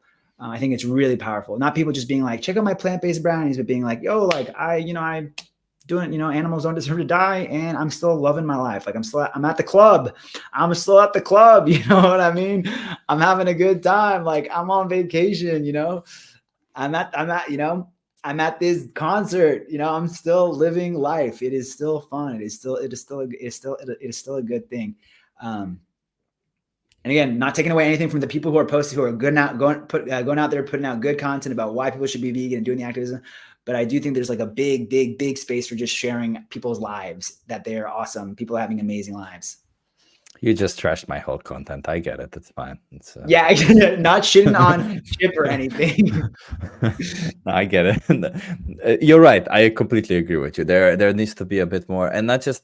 I mean, how, but in a sense, not just about the food. I feel like it's also that food is just one part of it, and it's, to be honest, it's not the difficult part, but like how also just how it is to be a vegan, how it is to talk to people, how it is to whatever the hell it is, because you will run into these things, and especially if you're a vegan, and that's the case for most new vegans, is that you don't have a lot of vegan friends, and maybe things like this, running into these issues, into issues like this, you start thinking maybe it's not for me, or I don't know how to do it, and you become disillusioned and you want to give it up, even if it's against your morals. So yeah. That's actually, I know like we're over time, but what I do want to say is no, there's no overtime. Just I got a question that was something like, do you think people like, if people go, like is an ex-vegan a thing, like, or were they just never vegan to begin with? And I think exactly what you just said. I think people can go vegan and then be so disillusioned and think, what's the point? Like it's futile. Whatever. In the same way that people, obviously it's not the exact same case, but let's say someone's like, oh, I really want to be, zero waste or whatever. And they're like, what's the point? Like you really do believe in that concept, but you just give up on it because you feel like nobody's doing it. And I think, like you said, showing people ways that they can still do it, and helping grow communities. And yeah, I think that can do a lot for people. Yeah, and it might be useful also for people to understand just how to get vegan friends. It's so surprising to me that a lot of people don't know how to get vegan friends, and just having like showing, I think somebody mentioned, and actually this is one of the videos that I've been working on, this one, the day in the life of a vegan / animal activist. That's I actually filmed 2 days in my life so far. There we go. Nice. I just don't like maybe maybe Daynesh, maybe in private I can pick your brain about some things, because I just have troubles with filtering out what to put in the video and shit like that for videos like this. But yeah, it's valuable. You get to see exactly what it's like, and where do you get your friends, how easy it is, that I don't sit and think, oh, what is going to be my food? I just go pick it up, put it in, move out, like exactly. Yeah, totally. Like, okay, I'm going to the grocery store, I'm just getting some bread. Yep, bread is vegan. Getting some pasta. Yeah, it is vegan. Getting my hummus. No, but yeah. So I think those are all good ideas. Yeah, but like there's so much content to make. There's like so much content to make. And honestly, like I've got a list of like hundreds. Like I've got a list of like, I think I do have a list somewhere of like 50 videos that I want to make. Even stuff that's like why soy milk is the best milk. I saw those goat milks in the comments. Nuh-uh, it's soy. Sorry guys, it's soy. Yeah. But yeah, and almond is obviously the worst, clearly. But yeah, just like tons of content. Like, I made that vegan protein tier list, fiber tier list, calcium tier list, all that stuff. There's so much stuff to make. Because there's always, I feel like, and if you're, by the way, a person who's like just FYI, if you're thinking of doing videos, even short videos, long videos, if you're struggling with ideas or whatever, go outside, talk to a non-vegan person, tell them, hey, I'm vegan. Literally, exactly. See how they react, and they will say 5 random shit. Some of them will say 5 random stupid shit. Then you pick those up and you debunk them. That's it. Exactly. It doesn't even have to be, and that's one way of doing it. You can also watch online and see what other people are saying. But I feel like with online, the problem is that the content is always tailored towards what you like. So if you're vegan, you're gonna see vegan content and vegan debunking, and even with that, by the way, I really want to say there's value towards repeating content also. So if you see that avocado's argument has been debunked, fuck it, debunk it again. Even if you provide the same information, do it again. Maybe you say it's slightly different, that resonates with somebody. Maybe it reaches a slightly different person. It's all valuable, I feel. Agree completely. Yeah, so completely agree. I also really want to encourage people to go outside and do more of this. It's valuable. I never even realized, like, when I hand out these cards with what people should do, where when I do the street outreach, I hand out the cards with a code on them. And I have 2 codes. I have one with the people that outreach, and one with the people with a code that is in my YouTube videos, like in the description. So in the description of the videos, there are a lot, and I can see the stats afterwards based on that code. And there's people who open the description of the videos, and they click and they're interested. And I don't think, like, a lot of people just click through and see some documentaries, which is already valuable. And some people, I have had 2 people out of, and I checked this like 2 months ago, I haven't checked it now. There's 2 people who also started the challenge 22. What? Just watching that's the videos. Crazy. Wow, that's sweet. That's really cool. Yeah. So like, you don't know. A lot of this stuff you may not know what impact you have. You know, it's valuable. It's all valuable. It's just do it. Just be incentivized and do it. So agree. Completely agree. Yep. Yeah, and again, like, just want to repeat the point that remake people's content. You'll do it differently. Like, you'll do it differently. Like, you everyone has their own strengths, you know. Yeah, and there's what was it? There's a book that says good artists make, great artists steal, or something like that. It's you know, it's always there's no such thing as originality. There's always just, you take one thing and you make it your own. That's all it is. That's what originality is. That's all it is. So do that, and especially when you have such an important cause, even if you don't make it your own, but rather just copy it blatantly. Totally agree. Still valuable. Man. Totally agree.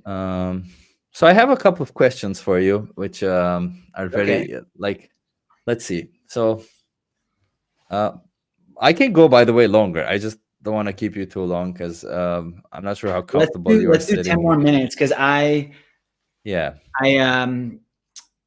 wanna just. There's no explanation needed. There's no explanation needed. There's no explanation needed, Daynesh. We've been doing it for 2 hours and a half. I get it, man. I gotta go to the bathroom, okay? No, I'm kidding. No. Yeah. But I did want to go smoke some shisha tonight. So that's what I'll say. Wait, what? Wait, shish? What's shisha? Is it? Yeah, boy. No. I would never say that on stream. No, I'm just kidding. But I'm gonna go. You know, shisha. It's like the Arabs.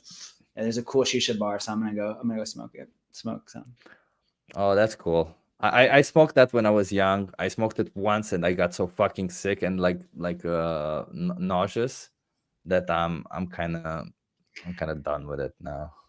Yeah, I don't know. I don't know why. I do really like it though, but yeah, I didn't get nauseous. By the way, in the comments, Sticks is completely right. Pea milk is actually the best milk. It's just not around. Or pea and soy. But yeah. Pea. So drink pea milk. Yeah. Pea. Yeah, so I smoke weed. I don't have a problem. Yeah, I'm a stoner. I'm actually Nice. trying to not be a stoner anymore, to be honest. Plant-based. But It's yeah, plant-based. yeah, fuck it. To be honest, like a lot, like when I became vegan, when I decided to be vegan, I was Dude. stoned. I was high. Exactly. Make content The about that. best. Yeah, let's make content about. Actually, want to make. I want to make some content where I just get high and talk about it, because sometimes I'm more I feel more free. So I Did you like. just propose a 420 stream? Let's do a 420 stream. Yeah, I'm We'll up see for where it. I'm at, but we could maybe like a Yeah. 420. Just Let's come do to a high Amsterdam, man. You stream. travel Yeah, so let's do a much. You 420 travel so stream. much.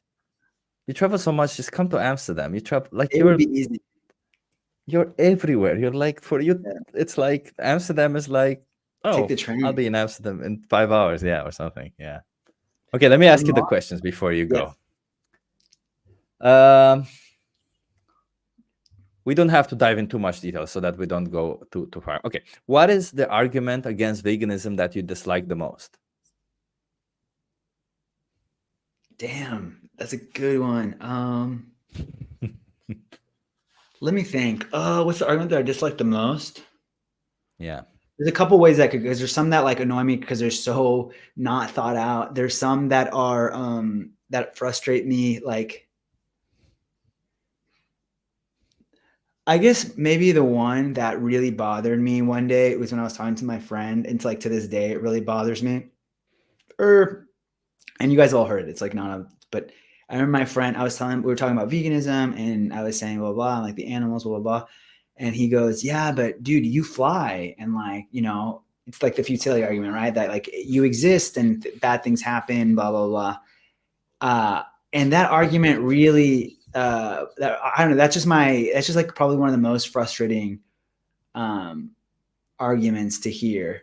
Like bad things happen, so whatever. Like we'll just continue to do bad things, and I think that one is, and I think honestly, I think that's the most frustrating because I feel like a lot of the people, at least that I deal with, that's where most people fall. They just think they're so overwhelmed by all these like good things that they could be doing, but they're like, fuck it, like I'm just not going to change anything, and like I do bad things all the time anyway. So I think that is probably like my most frustrating argument to hear.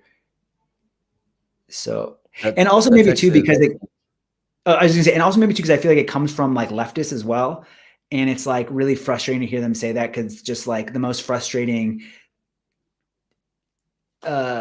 people to hear it from, people who or there is no ethical consumption under capitalism kind of people, because it's really frustrating to hear people who should be vegan who are, and if they're saying stuff like that, they probably have done enough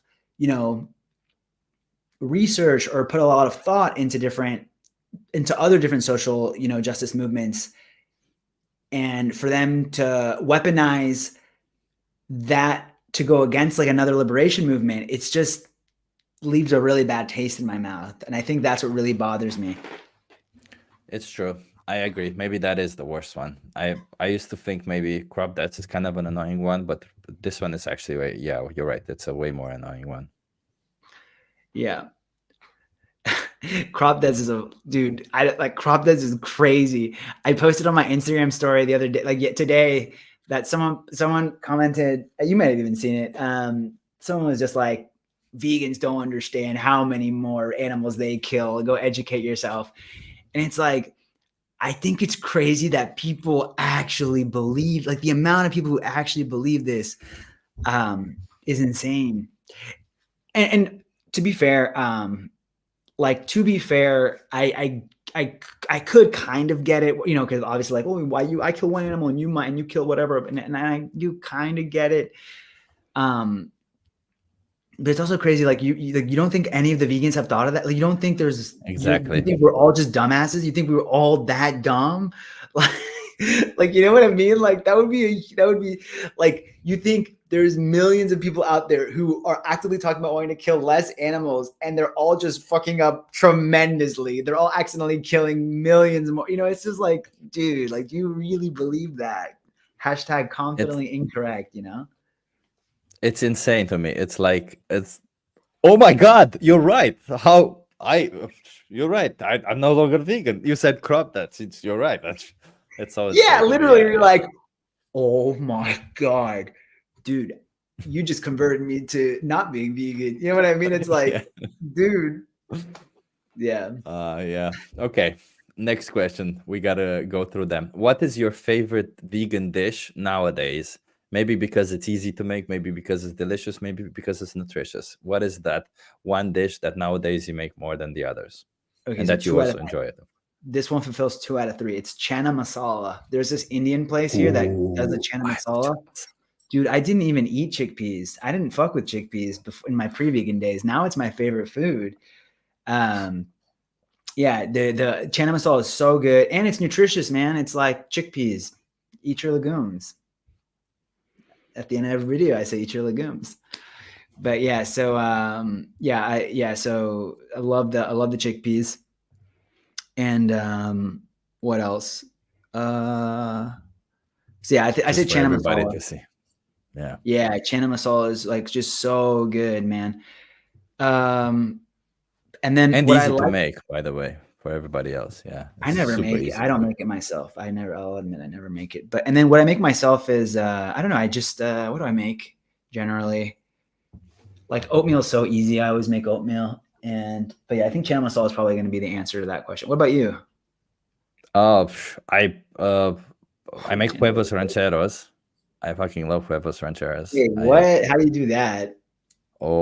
I make the vegan huevos rancheros are my number one go-to meal because I now make it in like 30 minutes. I make it and it's 3 dishes and they're all like not high in protein, but I get like 45 grams of protein per dish and it's sub 400 calories. So that means I get a lot of protein, not a lot of calories. So then I can eat anything I want also next to it. So it's I have a recipe actually on if a lot of people don't know, actually, let me share this also real quick. It's like an Since a S lot of tier people, protein.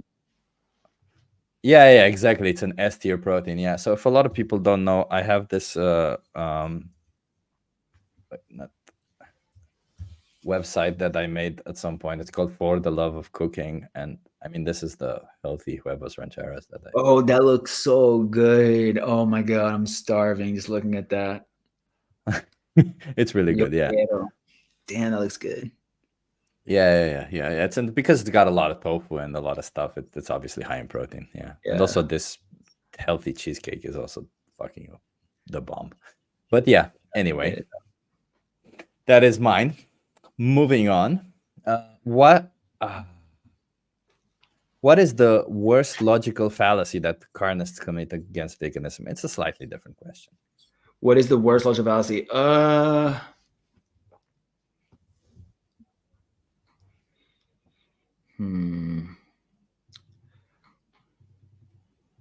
Well, let me ask you this way: if you could make anybody on Earth not commit that logical fallacy, like you say, turn this logical fallacy off from everybody's brain, which one would you choose? Yeah. That one's a hard one. I'm trying to think. If you don't know the names, it's fine. I also didn't always know the names. I still look into them at least on a weekly basis to find the names. Yeah, I don't know. I'm trying to think. Like, I guess it's kind of the same answer, but it's the futility. When I guess like appeal to futility. If that's like, yeah, just being like, like it doesn't matter. I think that, or like I won't change anything. For me, it really bothers because it's like, you know, it's like just even if it doesn't change anything, like you're gonna go to dogfighting shows, right? Like that doesn't make sense, like even if your dogfighting shows will always happen, just so you just fucking go to dogfighting shows, like that doesn't really make sense. It's very clear in that context, but when it comes to eating animal products, it's not so clear for them anyway. So I think, and it's kind of like the same reply, but I guess that one just really, really, really bothers me. That's a very good one. Yeah, indeed. So, okay, let's go to the next question. Yeah. Think it through. It's okay. I wrote some questions that I want to ask everybody. So that's kind of, these are the questions I want to ask everybody. So Okay, if you could pick one person in the world to make vegan instantly, which person would you pick? They could be a celebrity, they could be a friend, they could be family, whatever you want. Mr. Beast. Holy shit, that's a good answer. Mr. Beast. Yeah, dude, for sure. Fuck Mr. me, that's the Beast. best answer that I've ever heard so far. I didn't even think about it, but yeah, you're right. That is because he's probably the most influential person nowadays, right? Yeah, dude, he's like, yeah. Yep. And like, especially too, because he's still a YouTuber, so he's like relatable, you know. It's not like, oh, fucking Brad Pitt went vegan, whatever. Like, you know, if good day, 40-year-old vegan. But yeah, if Mr. Beast went vegan, that would be huge. That would be huge. That Yeah. would be huge. Yeah. Okay. That's actually a very good answer. I don't even like I would have thought about totally different people, but now that you mention it, that is the absolute best answer to this question. Look at Mr. Beast vegan. Yeah, Mr. Beast, be vegan if you're watching this. Yeah, sure. So, and the final question, my final question of the evening: how do you envision a vegan world? And by this question, I sort of ask you, like, how do you, maybe you can answer this question in all sorts of different ways, but it's more like, what does a vegan world, how do you see a vegan world existing? Like, maybe you want to say, I don't know, the supermarket has no meat, or maybe you want to say animals live sometimes, I don't know, I'll see some cows in the city, or I don't know, something like that, like Oh, whatever. that's crazy. Yeah, Yeah, yeah, yeah. how do you envision a vegan world? I don't know. How do I envision being a world? Okay, I'll just say this answer because it's the first one that pops into my mind. But I think it would be cool if people had like cows and chickens and pigs as pets. Like like we had to rescue them because there's so many, and now they're pets. And we live in this world where people are like, "Oh my god, like how could people eat pigs? They're pets. They're so cute." Or like people eat cows, but how could they eat cows? You know, I think that would be like a cool embodiment of a vegan world where now we finally recognize the individuality and, dare I say, like personhood of animals, or the individuality of animals, because they're our pets. And like the irony would be, it would be the ones that we used to eat, and now we've accepted them into our homes, and see how crazy it was that we did that. So yeah, I think that's my answer. That's actually a very good point. Yeah, I would say the same thing. I also think, like, in a vegan world, I tend to believe that way less, like, discrimination would exist. I strongly believe that the vegan world would create one where discrimination might not even be a thing anymore. Definitely. I think one thing that I've like, and I've said this before, I think I've said this in a video before, but something like, I don't really love or care about animals. Like, like I'm not like, oh, I love animals. But like I've never been an animal lover, like a veterinarian or anything, or like wanting to be a veterinarian. Never been that guy. Like, and so people are like, oh, Daynesh, like why are you like, oh, you love animals now? And for me, it's not really about that. It's kind of like what you said. It's for me, you know, I hate injustice. I hate oppression. I hate just like abuse of power. And I'm not like, straight up, what happens to animals is the ultimate manifestation of oppression that exists. You know, there could not be a stronger being on the planet abusing that power against a less powerful being, you know? So you're right. Like that's why like veganism is so important to talk about. It's so important to talk about because it is the ultimate manifestation of oppression. And so you're right. Like, hopefully, if we lived in a vegan world, we would recognize the wrongness of oppression if we've been able to exterminate the most oppression in its most like pure form, or in its most extreme form. So yeah, that's how I see it. I completely agree with you on that one. Okay, I'm gonna place Daynesh channel again in the chat. I'm gonna put it in a comment and then pin it. Everybody, please like this video. Yeah, it helps with the algorithm. Comment, drop a comment. Subscribe to Daynesh. If somebody from Daynesh sees this, subscribe to me. Subscribe to BPO.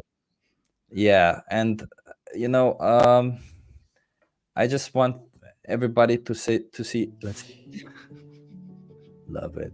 Yeah, a little bit of calm music, and I just want to tell everybody out there because Daynesh is so inspiring to me, and the way he was transparent with his YouTube videos and what he can accomplish, and all of this conversation was so nice for me. And I just want everybody to go out there and do whatever you want to do. If you want to speak out for animals, speak up. Don't be afraid.